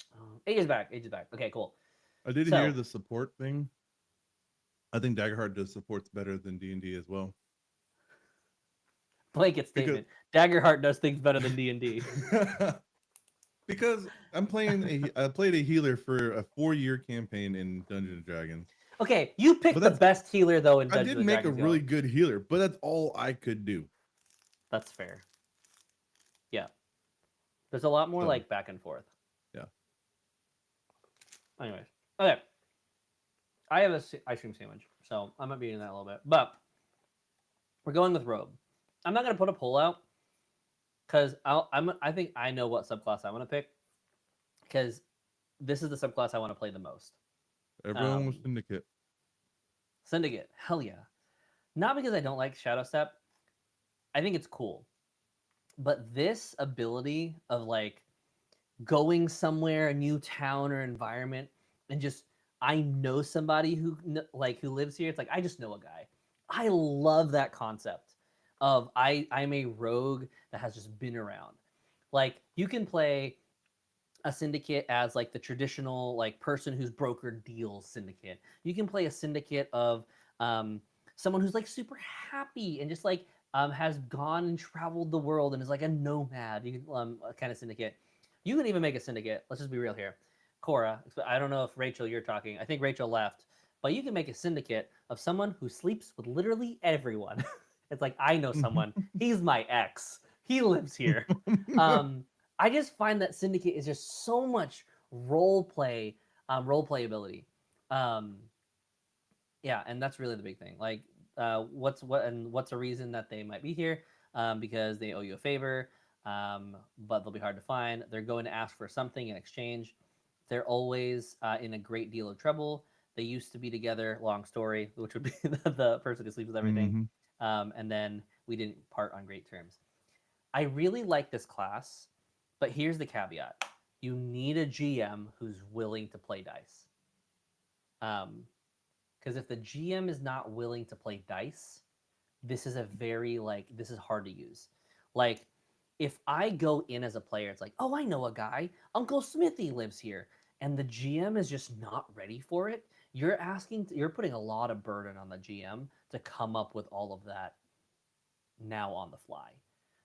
So it's a great ability. Love the ability. Wish I could use this a lot as a player. And for me personally, I want a player that tells me, it's like, oh, I know a person, and like always is telling me to do this. Like, oh, I know somebody who lives here. I'm going to use my well-connected ability from Syndicate. And it's actually Uncle Tony. He owes me a favor, but I haven't seen Uncle Tony in forever. Or like if we go into a forest and it's like we didn't part on great terms. Yeah, there's a fairy in the forest. We did not end on great terms. I hope I don't find them. It's like the way you narrate that, or maybe it's like we used to be together. It's a long story. It's like you walk into a just maybe it's not even a town. Maybe you're in like a city setting. It's like and you're in the arts district. Like, oh, I used to go out with famous painter in this district. It doesn't necessarily be a city; it's just a different location and environment. This just has so much roleplay potential, and this is why I'm one of my favorite classes. So, Syndicate, which once again I have not yet to play. Traits. If I'm being honest, with traits, the suggested is honestly the right way to go in 90% of cases. Yeah. I want finesse. I don't really care much for strength. Knowledge. I honestly would probably change a couple of these things. Maybe, like maybe I do like, at least for me, how I feel the class would work. I think I might go like +2 presence because it kind of has more of that conversation code. And then probably do still the same thing with like a finesse. Maybe like I could go agility, but I also really want like the instinct and knowledge. So maybe like, and here's the one thing too. It's like as I level up, I'm also thinking about the idea of what if I bump, like what if I just take a lot more skill improvements? Strength rogue, no. I don't really normally play high strength characters. That's not my cup of tea personally. But yeah, I maybe we go like I don't know. We'll go standard. We'll go the agility, finesse, and leave knowledge, and come back to it later. And strength is my dump stat, and it's only a -1, so it's not really a dump stat. Starting weapons. Once again, you kind of just want to go with the suggested, but because I went with a presence weapon, or hold on, oh yeah, because I went with presence, I am going to. Here's the nice thing: if you have never used Demiplane before, if you type in, no. I would like to play a bard, Chris. Here's the thing, and that's my normal. But bard does not get syndicate, so I am a rogue. So if you type in presence, is it SE? How do you spell presence? Yeah, SE or CE. So if you type in PREN presence, it'll filter out the weapons that are presence based in Demiplane.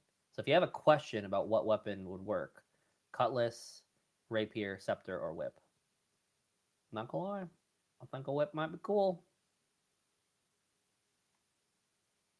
I think I might go with whip here.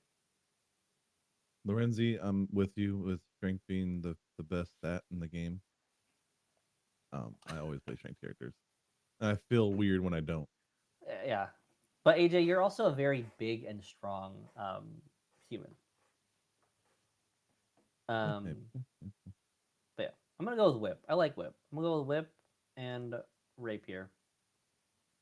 Maybe change it a little bit. Maybe I don't go whip. Maybe I look for a finesse and take a revolver. Oh, we're playing in the Colossus. That's what we picked at the start. At the start, we picked the Colossus of the Drylands. I forgot. Dude. Yeah. Okay. So in Colossus of the Drylands, you get a couple extra things. So I definitely am still taking the whip because I think the whip would be cool.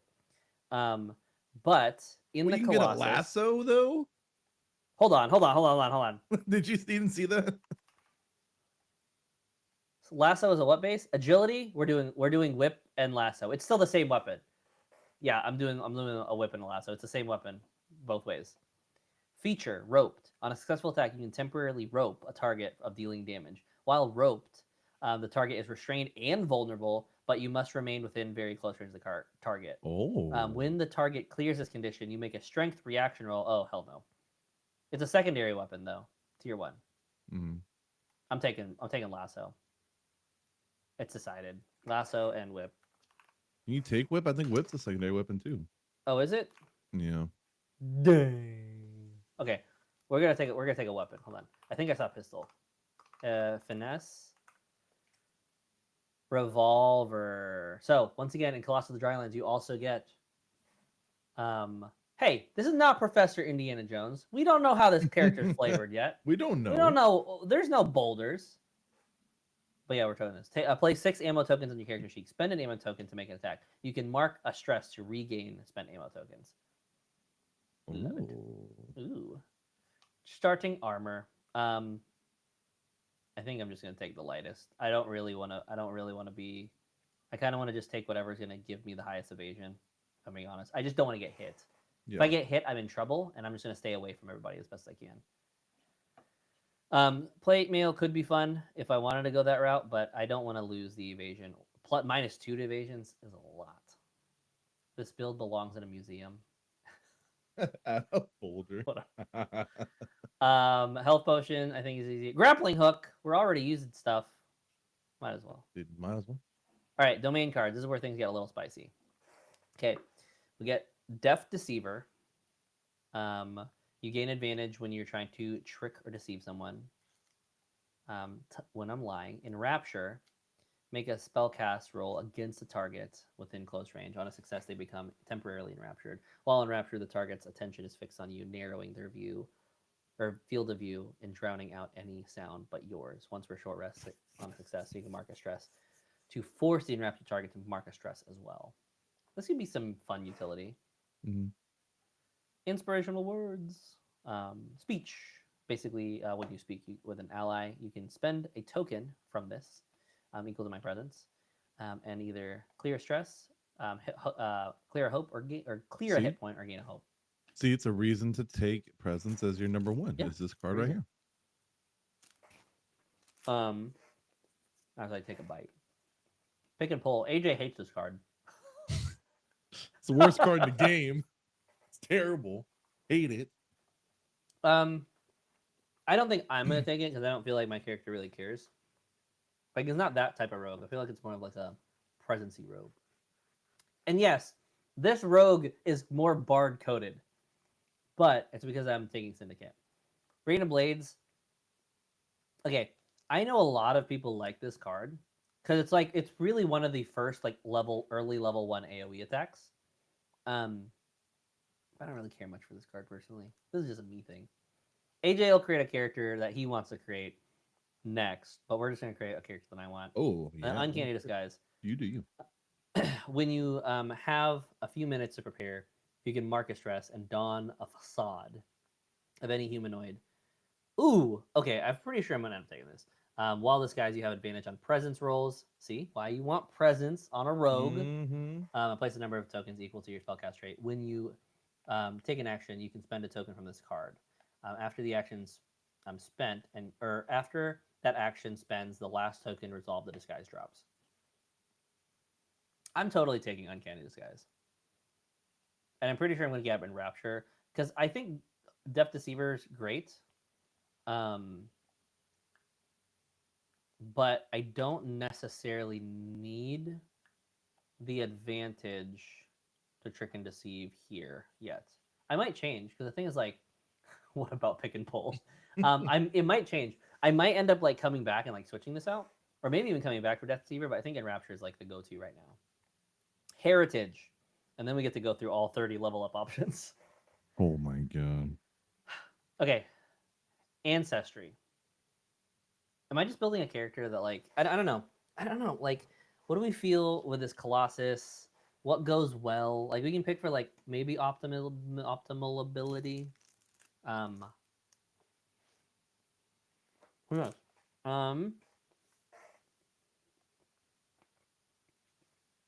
Do we want maybe... What are dwarves like? Spend a hope to half the physical damage. Could be a way to optimize away from it. Okay. Ryan, I am with you for the most part on humans. I almost always pick humans. It's one of my favorite, especially with adaptability. But I also just like humans in general because the sense of wonderment is higher when you're a human because everything else is different. When you fail a roll that utilizes one of your experience, you can mark a stress to re-roll it. Could be decent. It could be decent. Okay, what do we feel has the most I've been everywhere type of vibes? Okay, so now I'm thinking that this character is a lone ranger who's just been around the places, just kind of knows everyone, but not a ranger, like a rogue. Okay, Ribbit does Dude, this guy's packed and ready to go. This guy's packed and ready to go. This guy's been some places. This guy has been some places. Okay, what if we do Ribbit, but then what if we do a mixed ancestry? For those who don't know, mixed ancestry is where you pick two class features. I like the idea of mint ancestry. We'll figure out the top and bottom name. So let's pick the bottom feature. I think bottom feature we can take long tongue from ribbit because it's not a ribbit if you know another whip. Tongue. Another whip. Oh my gosh, the whip is the tongue the whole time. The lasso is his tongue. His tongue the whole it's time. just Greninja, everyone. It's just. Oh god. Okay, I'm running with this, and I really want to play a game of Colossus of the Drylands, and I'm playing this character next time I get around. Done. Okay. My what first GM will be a level 10. What are we? I don't need to be level 10. I'm gonna play this. I'm already sold on this character. Okay, what are we doing for I've been around? Initially, I can see Fungal working with this kind of style of game. I totally can see it. But is there something that's funnier? BRB building Greninja. Great. I don't know. So in my head, Greninja is not Greninja first. Greninja is called Gekkoga because of the Japanese. So for those who like Pokemon, I remember watching. Nerd. Stop. So for me, in my head, I know how to translate Greninja to Gekkoga to Greninja, but in my head, Greninja is Gekkoga. Anyways, Rain of Blades is Water Shuriken. That's so great. BRB. Are we gonna start a series of building Pokemon in Daggerheart now? Are we just gonna start playing building Pokemon? Good God. I have way too many YouTube series ideas, and I have not enough time because I'm a full-time teacher. A full-time teacher. Nerd alert. You're gonna tell me you're not gonna pick a Fungal Ancestry and get the free Stenson as your mushroom cap? Oh, mushroom cap cowboy hat. Question about evasion. How good is it actually? I have my issue with squishy characters. I want to be close, but squishy characters make it impossible. Okay. Question about evasion. Take a pause here. Every time you guys have a good question like that, I'm going to answer it. Not to say that no one else's questions are good, but that's a great question. Evasion. So mathematically speaking, this is just now I'm really going to nerd out. Yeah, mathematically speaking, when it comes to likeliness of getting hit, the GM still rolls a standard dungeon or D20. Because they're rolling a standard D20, the chances of them hitting anything on a line are completely random. So you have a 50% chance of getting anything lower, of a 10 or lower, and a 50% chance of getting something at an 11 or higher. On average, tier 1 adversary, so this is level 1, you're going to have a bonus of a +1 to a +3. That's typically what tier 1 has. At tier 2, your bonus kind of jumps up from +2 to a +4. Tier 3, I think it jumps up from like average of 3 to 7, and then at tier 4, it jumps up from an average of like 4 to 10. So on average, at low levels, evasion characters are significantly stronger, though at higher levels, armor characters are going to have a chance at they're dishing out more damage, because of just how those mechanics kind of work backwards. So it's one of those things where you have to be very intentional about like why you're going into evasion, because later on you are going to get hit more, and armor is going to be more prevalent. But at lower levels, it's going to be much harder for you to get hit. But you can scale your evasion pretty high. I think the highest I saw personally at a level 8 character was an 18. Which is a very high number. But at an 18, that still means at high level, say you have a +10 to hit, that's still, you're most likely going to get hit 60% of the time, right? I think that's how the math works. So, so yeah, at a D20, you are much like because it's a D20 system, your evasions are just a lot higher and lower, or your evasions kind of just scale a little bit differently. Much harder to hit early game. Really good evasion's totally the best. But then at high ends of games, evasion does not matter nearly as much. This also doesn't go into factor if the GM spends a fear to activate an adversary experience. So the adversary could have something called, if somebody watched the live play, I had a big boss that had one of the experiences called Game of Illusions, and so I basically use the Game of Illusions on an attack, increasing it by an additional +2. So, okay, what are we doing here? I don't know. Dude, I mean, I kind of like Infernus. I was thinking too, like maybe like a devil toad. horn toad, Yeah, a little horn toad. Like a horned toad, like a desert toad. I was thinking that too. And Ferris is where I was going. What is where is he in Ferris? Fearless. When you roll with fear, you can mark 2 stress to change it to a hope instead. Not bad. I'm kind of vibing on the horned toad. I think that's what we'll go with, and then we'll call it horned toad. The horny toad. Horny toad. Could be. He could have slipped around. And I think it's very clear for me what I'm picking. I'm just curious to see if you think I'm gonna pick Wanderborn, but I'm just any other thoughts? No. Is this the giant capybara that everyone's talking about? No. Okay. Cool. Does anyone know what the giant capybara is? On the Reddit AMA, there was something about giant capybaras. I don't know where that's at. This is the only thing I could think of as maybe a giant capybara. Maybe I'm wrong. Anyways, I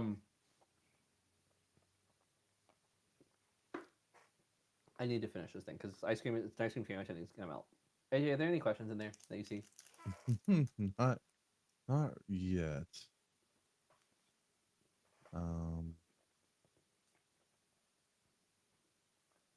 They were talking about kind of the difference, a little bit more evasion versus armor.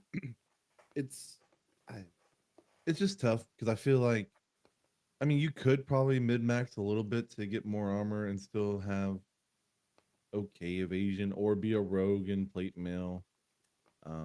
But that just takes away from the fantasy that I'm trying to be if I'm trying to play a rogue, in my opinion. I will say, like, Daggerheart definitely benefits the most in terms of fun by playing unoptimized builds. Yeah. That's an opinion. Maybe it's a hot take. I don't think it is. But if you play a build that's less optimized, I think you'll have more fun. So at the end of the day, play whatever you want, dude. Yeah. Play your thing. You do you. Break the game. Break the game because the GM just great anyway. Okay.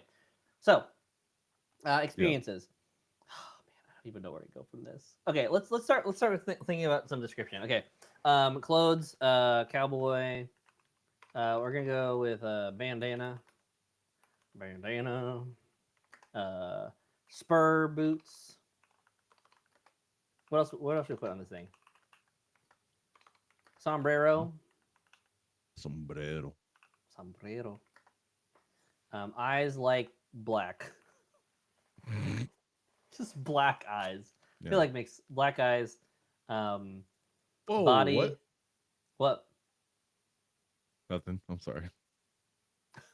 Black Did I say something? Eyes. No. Black eyes. Wow. Body that's thorny. Because I'm not putting the other one down.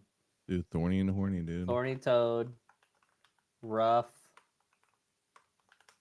Roach. Rough. Can't spell. Color. I don't know. I feel like a good dark green in like dark green. Tan. I was thinking like this, like the desert sand. Do it. I mean, it's your character. You make it. Yeah, I guess that's fair. Attitude like a cowboy. This is like I find these not to be the most helpful personally. Background question. Okay. What did you get caught doing that got you exiled from your home community? What did I do? I got you. I slept. I can't spell. With the mayor's daughter. I don't know who that is, but this character does. We'll figure out what that is. Who used to have a different life, but you've tried to leave it behind. Who from your past is still chasing me? Ooh, okay. Give me like a cool like coyote name, like a name of a coyote bounty hunter. Katari bounty hunter. Oh, Katari bounty hunter. You said coyote. I was like, what? I don't know. Well, yeah, I mean Katari Coyote. That's what I'm Yeah, talking about. I got Named you. named Coyote Bounty Hunter named. what's a Spanish word that just sounds that's like really intimidating? Whoa. No, that's where I'm going with. I'm going with a Spanish coyote. En fuego, en fuego, Sure. De la de la fuego, muerto. de la fuego. I'm just gonna go with de la muerto actually. Dude. Muerto, de la Mm, muerto, muerto. yeah. Muerto. That's why you're here because you actually know how to spell I, these Spanish I know. words. I know. I took Spanish 1. I took Spanish. Great. Who from your past were you most sad to say goodbye? Mi madre. Am I? Is this character Hispanic now? Are you making? This is great. Okay, mi madre. Okay. Um, I saw and experienced someone put about it being high noon. How do you say it's high noon in Spanish? Oh God. I should know this. But I In don't off the top of Spanish, my how do head. you say it's high noon? S. I don't know. Yeah. I just that's where I'm at. It's mediodía. MED. Medio dia. One word. Oh, it's one word. Yeah. That's Medio dia. noon. Es medio dia.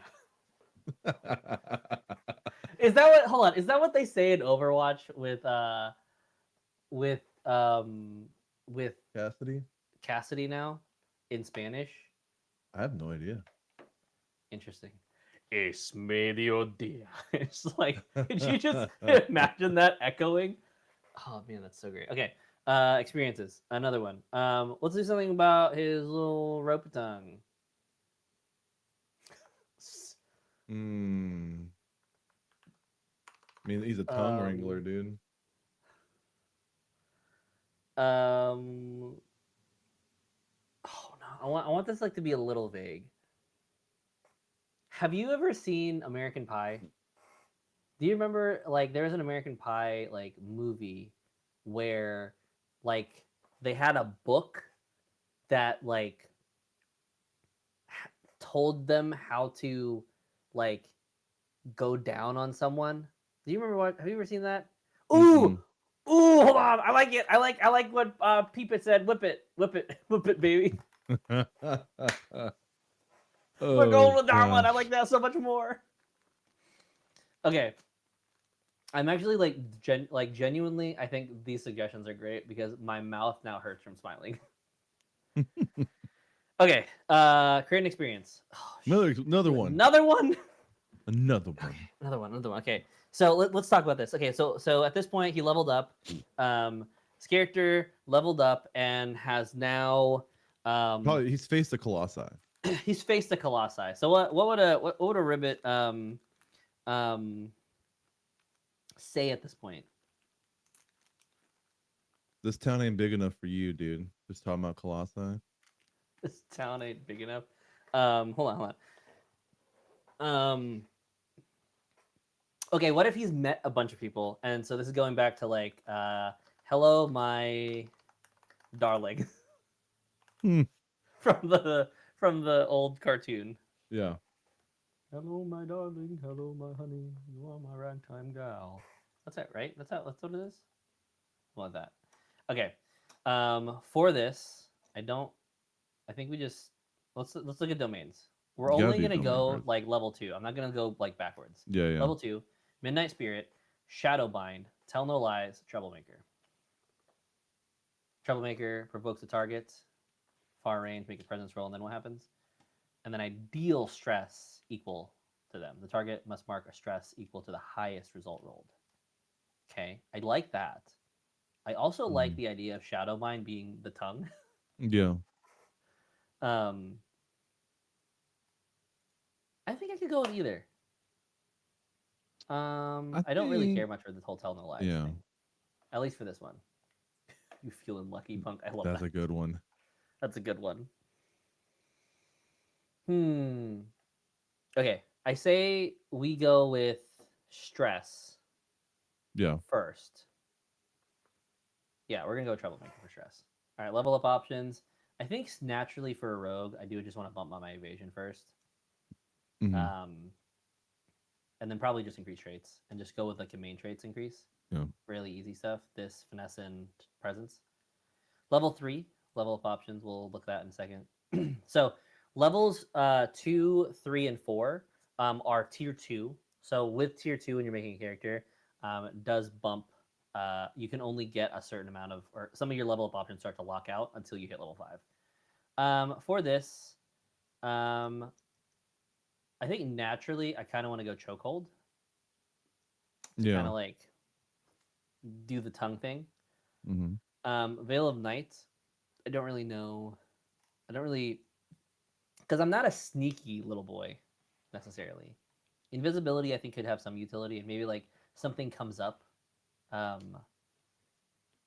later. Like maybe something comes up like later in the campaign that invisibility makes no sense. But I think chokehold makes the yeah, I think best so choice too. here Out of these naturally. ones, yeah. For here, I do want to increase traits personally, and then I'll have you.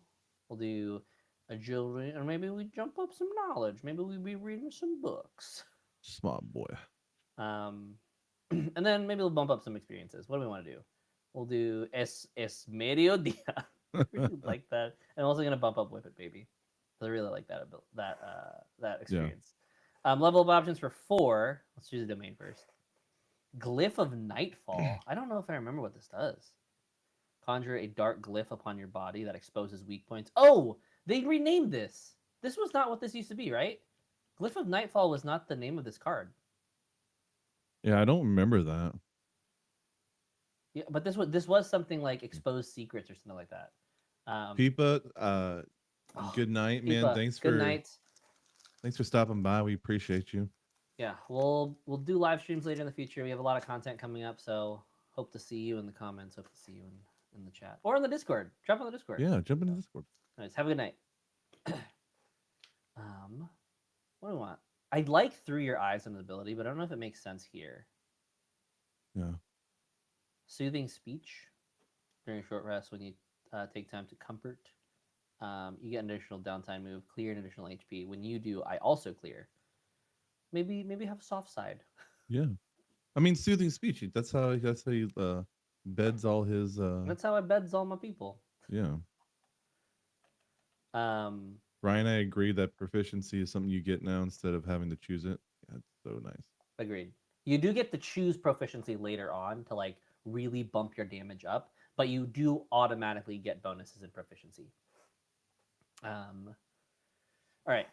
Stealth expertise. If an ally within close range of you is attempting to move unnoticed, I feel like maybe I go stealthy route here. But I do think soothing speech makes the most sense here.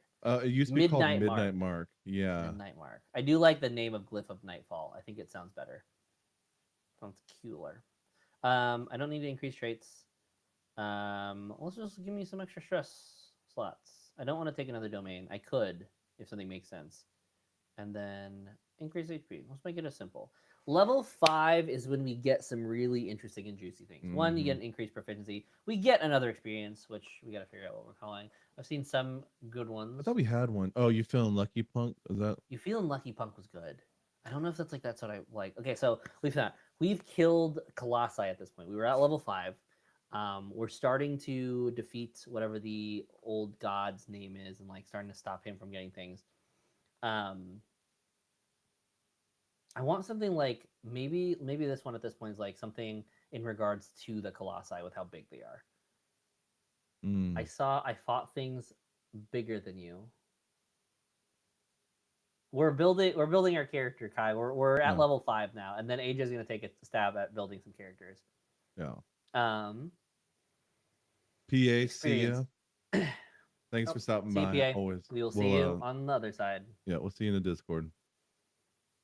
Yeah, we got some people from different time zones, man. Yeah, I mean, I feel like my globalization of what I like of people that I know has expanded tremendously Yeah. since. The harder they fall, That. that's a good one. Oh, the harder they fall. I like that. I like That's a the good harder one. they fall. Let's see.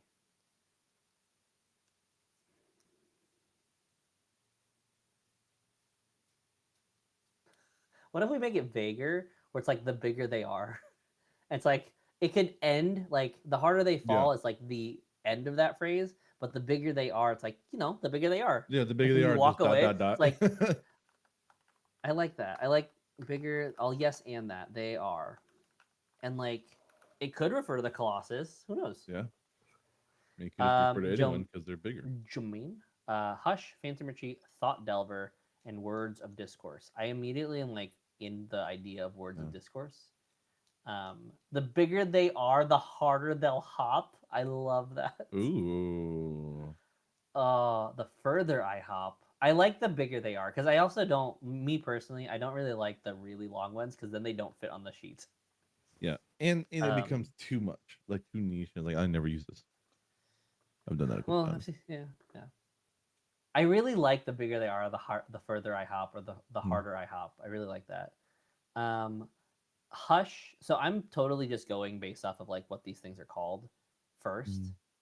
I don't think he's going to be a suppressive magic type person unless something happens where maybe he absorbed the soul of the Colossus and now he has his power. Thought Delver, I don't really see mind reading as a thing. Phantom Retreat, not really seeing it here necessarily. Once again, unless there's like, Sick art, because the though. Midnight I don't feel like makes the most sense, but Words of Discourse I feel like makes the most sense. So what does this do? Make a spell on a success. The target marks a stress, doing a lot more of that stress stuff. Make the adversary attack another adversary instead of against you. Ooh. Once this attack is over, the target realizes what happened. Next time you cast Words of Discord, they get another -5 penalty. Oh, totally. Make the Colossus like attack themselves. Level up options. Okay, I almost always do not multi-class, but upgrade subclass at level 5. I don't know what the upgrade subclass does though, so I do want to check that. Oops. Let's see, library core. Oh wait, no, game rules, rogue. All right. Specialization. Contacts everywhere. Once per session, you can briefly call the shady contact. Choose one of the following benefits from them and describe what they have brought to you. Provide a handful of gold, a unique tool, or mundane object. So this is basically Wanderer's Pack 2.0. Yeah. On a next failed roll, they help a +2 to the hope or fear die, or +3 to the hope or fear die. Oh, so if theoretically, if I have a 11 with hope and a what's it, an 8 with fear, if I use this and increase my fear die by 3, theoretically that's a crit, right? I'd allow it. I'll allow my players to do that because that sounds cool as hell. Dang. Sounds cool. Next time you do damage, they snipe from the shadows, adding 2d8 to your damage roll. This is significant, especially getting over. So really, you need to be a Wanderborn Syndicate rogue because that way you have everything you could ever want. My GM's always on on their Yeah. toes. Cool. Increased traits I usually always get as well, just because I want to get this presence and this finesse higher. Probably that's where I'll go here. Did we miss something? Oh, Words of Discord is what we picked. Okay, level up domain for 6. What do we got here? Dark Whispers, Mass Disguise, Never Upstage, Share the Burden. I'm immediately like hit with these two. I don't really care much for the dark. So I'm realizing that this character is basically all grace domains. Yeah. Like I'm not touching any midnight stuff. But Share the Burden. Once we're short rest, take a stress from the willing creature. Wait, take a stress from the willing creature within melee range. Oh, a willing creature within melee range. The target describes what intimate knowledge or emotions telepathically leak from their minds in this moment between you. Transfer a number of mark stress to you, then gain hope for each stress transferred. That's solid. So you take stress and make a You hope for take the yourself. stress and like say you're like you have almost no hope, like you have Mm. 2 hope, and you see and someone's like the druid incredibly stressed. You just take the stress from the druid and you gain the hope, and it just saps over to you. I just like that card, and especially at level 6, they've probably been like going to working together. The other one is never upstage, which is when you mark 1 or more hit points from an attack, you mark a stress to place the number of tokens equal to the number of hit points you mark. On your next successful attack, get a +5 to your damage roll for each token on the card. I really like this card. Dang. So you could stack. You could stack. Could be cool. Yeah. I do like share the burden Do more. I feel like this buttload of damage. character's I feel like this character's arc is just like I need to stop relying on myself and rely with others. Mm-hmm. I feel like that's the arc that we're creating. Increased proficiency. I don't really see this character as a high damage dealer, so I'm gonna wait a little bit. I think I want to get the. Can I do more increased rates? Yes or no? No. I can do the extra here. Can't multi-class. Can't use the domain. Just increase that evasion, man. Oh yeah. Increase the evasion. That's right. That's the one I wanted. I was like, I'm missing something here. I think I'm gonna not do traits here and do experiences first. And then give him es medio día. Whip it out, baby. Still the same thing. Share the burden is my phone's wallpaper. Oh yeah. Share the burden is so cool. Okay, domain card. Let's see level stuff. So we have the touched abilities, which I almost always go with the touch, but I'm curious to see vanishing dodge, endless charisma.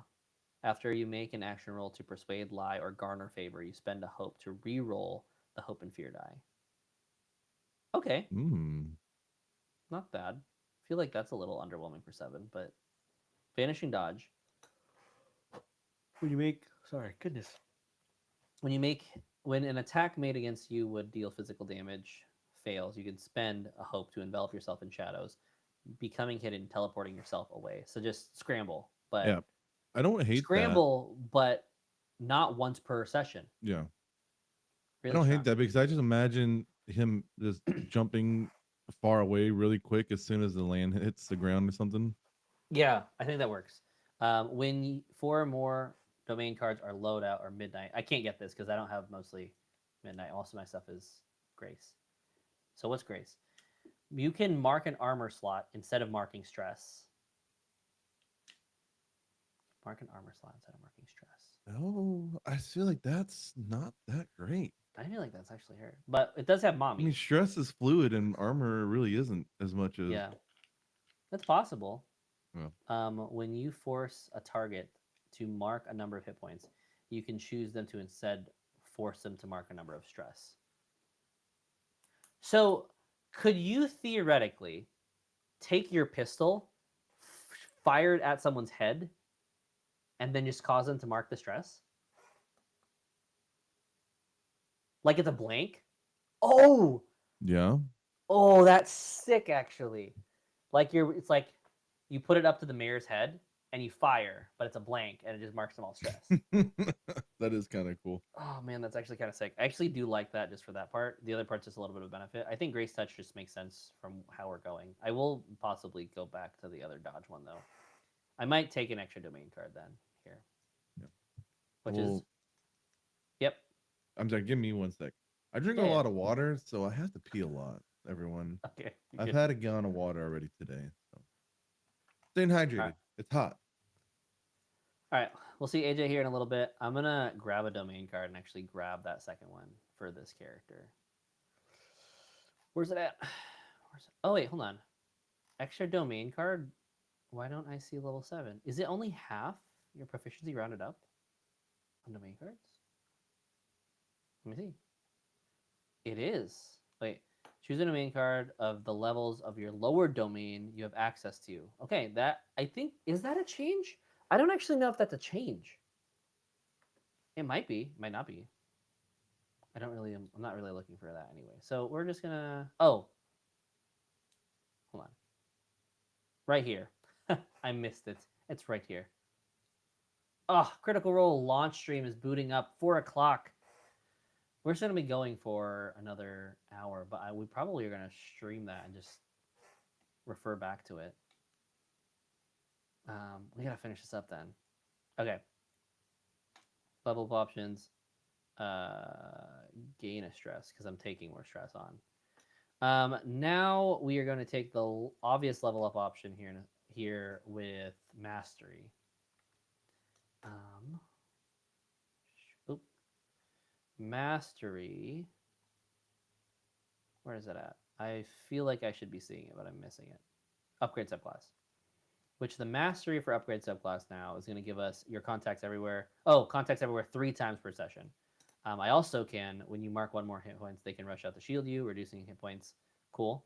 And then when you make a presence roll in a conversation, they'll back you up. Okay, I like it. More uses of it. All right, but we will showcase what is going on live on Twitch here in a little bit. Let me actually prep that then, because I definitely want to show it when it is live. YouTube.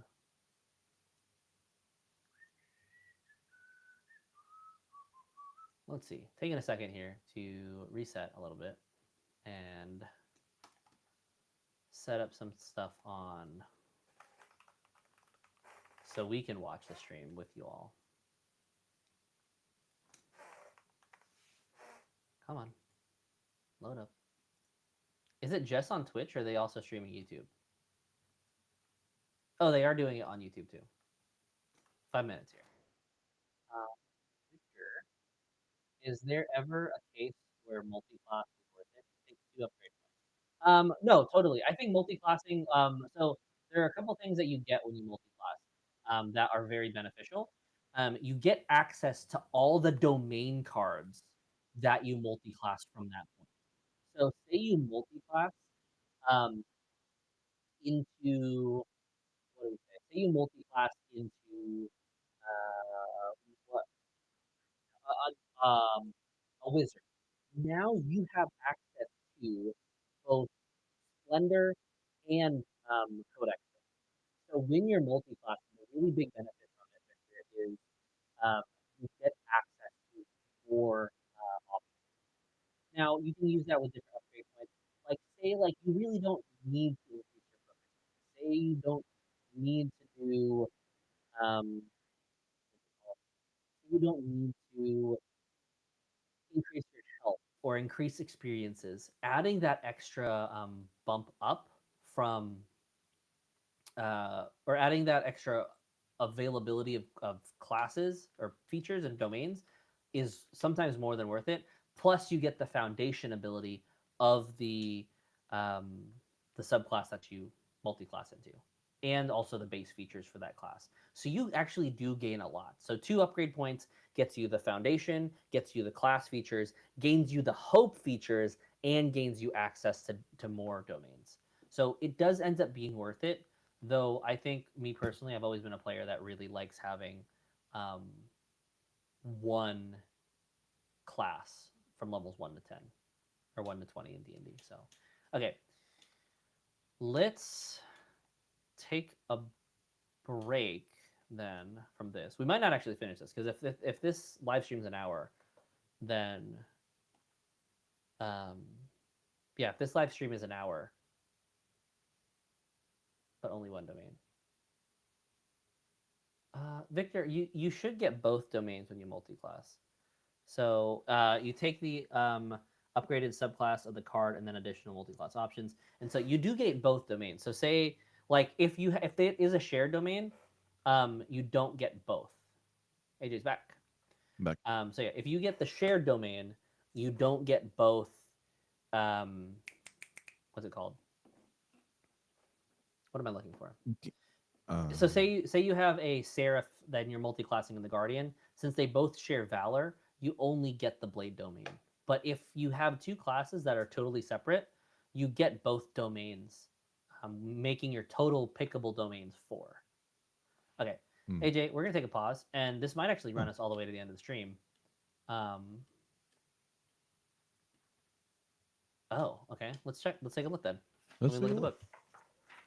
We have the book here with us. Yeah. It's not being that guy. We're all learning together. No, so I mean, if you're right, then you are totally right. But let's take a look. That would have changed from the base. So let's see, multi-class. And yeah, no, I mean, if that's the case, then that's the case. But that would have changed from 1.5, which could have, because I just don't know. Mixed ancestry, Ribbits, and Ferris. Goblins, Fairy. I would assume multi-class is not where I expect it to be. Page 112. Okay. Wonderful.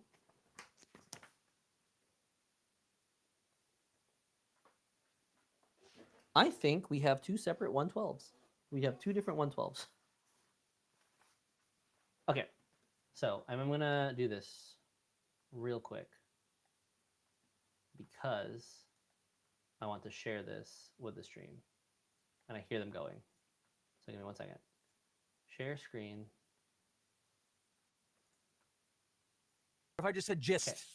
Okay. AJ, can you hear this? Gist, the official video series for Daggerheart. It will provide an overview of the general rules, walk through character creation, and even offer guidance on how to GM your own campaign.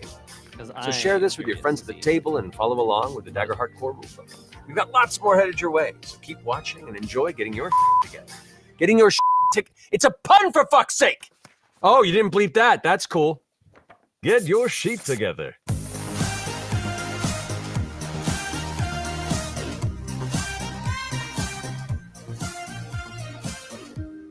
Ooh, it does look like it is one domain. Okay, so yeah. It's Daggerheart Day, man! You get 4 abilities. We made a game. And you're here too. Anyway, hey everybody! Thanks for joining us for our Daggerheart launch day live stream hangout, chill, surprise, exciting stuff event. That's the full title, officially. Can we get the change on the title? Yeah, please. Yeah, sorry. Kind of remember that one. We'll get closer. We'll get closer. Yeah, thank you so much. Thank you. We're figuring this out. Hi, everybody. My name's Matt Mercer. Hi, everybody. I'm a guy. We have amongst us incredible people who've all contributed and been part of this amazing team to make this game happen. You know many of these faces here. This is Spencer Stark. Hi. The person that kind of kicked this all off with a weird idea and went, hey, can we make this? And we went, cool. And then we made it. And then we made it. Yeah. Along with so many other people that contributed to that. This is Rowan Hall, amazing writer, contributor, designer, amongst many daring things, as well as this amazing game, Daggerheart. And there's a lot of people. I know this guy. Who is that? This is deeply, slightly chaotic Tuesday release of Pent Up. Okay, no, I was gonna say release of Pent Up Anxiety, but now it's now the anxiety's back. Shot back in. Yeah. But no, thank you all for coming. And first and foremost, why am I standing here? That is my initial question. But no, many of you I know have been getting your copy of Daggerheart, and those of you have it coming your way. And hopefully, if you are excited about this game after seeing what other people are enjoying about it, and you pick up a copy too, you get to enjoy it as well. Yeah, it's been like such a journey for all of us here that have been working on it. I think I started it like 4 years ago at this point. So we've been off and on, like just grinding on it, and we're so excited that it's finally out in the world for all of you to see. Amazing beta playtesters in it with Oh, us for a year. Thank you. Thank you so much. We're so happy to deliver the final to you. I've been watching people like getting their copies and opening the books and discussing the characters they're building and asking questions on like the Reddit and the Discord, and it's been really cool. This is a part of the book. And this is Elise. This is Elise. She's our amazing lead producer on Hi, everybody. Well, then let me take this opportunity to introduce other producers. We have Madigan and Danny over here. And, oh, look. Who's that? That's a Sean Ellis. Sean Ellis. Lead concept designer for Daggerheart. Yeah. So many of the cool sketches that you see, I don't know if you want to pull some of them. Oh, yeah. So many of the cool sketches you see in the book are directly out of Sean's brain. In fact, a lot of the time when we go to like have concept stuff made, we're just like, I don't know, Sean, here's like a couple of crazy ideas, go try stuff. And Sean just comes back with like brilliant work. Some of the ancestry. Oh yeah, this stuff's awesome too. In particular, Sean was a huge engine behind the ancestry work, which is amazing. Yeah, all that concept art. We knew that we wanted to like make the ancestry section have not only like a big splash piece of color art, a splash piece of color art, but then also like concept art that let you craft what these ancestries look like yourself. Because it exists on a spectrum. Yeah. There's a lot of Vitruvian manning of these are all the computations of different things that you can be, which is incredible. Yeah. You want to say anything, Sean? Sure. Yeah, with the ancestries in particular. Yeah, get in there, man. I definitely wanted to make sure that I'll take that. I want to make sure that everyone could feel like they can make whatever character they wanted in this game. You're not just stuck to what we think this ancestry is. You can make your version of this ancestry, of what you think a frog person might look like. Yeah. Ribbits! I love it. All ribbits all the What time. you think a Smea, a monk person, might look like, you know? You hear the frog theme from Chrono Trigger start blasting. We even give you options on making your Yeah, this own is just ancestry. basically what we've been doing all day. Not to totally derail this, but Fold Baron just Very true. we loaded into the limited edition box. Their first roll with the Daggerheart 2d12s was a crit. That is And guaranteed, but I think that's fortuitous for all. Don't say that. Yeah, and actually, speaking of, we're going to be taking some live Q&As from Beacon and YouTube. Let's see what we got here. Put your questions in chat. They love Liam's crown. He's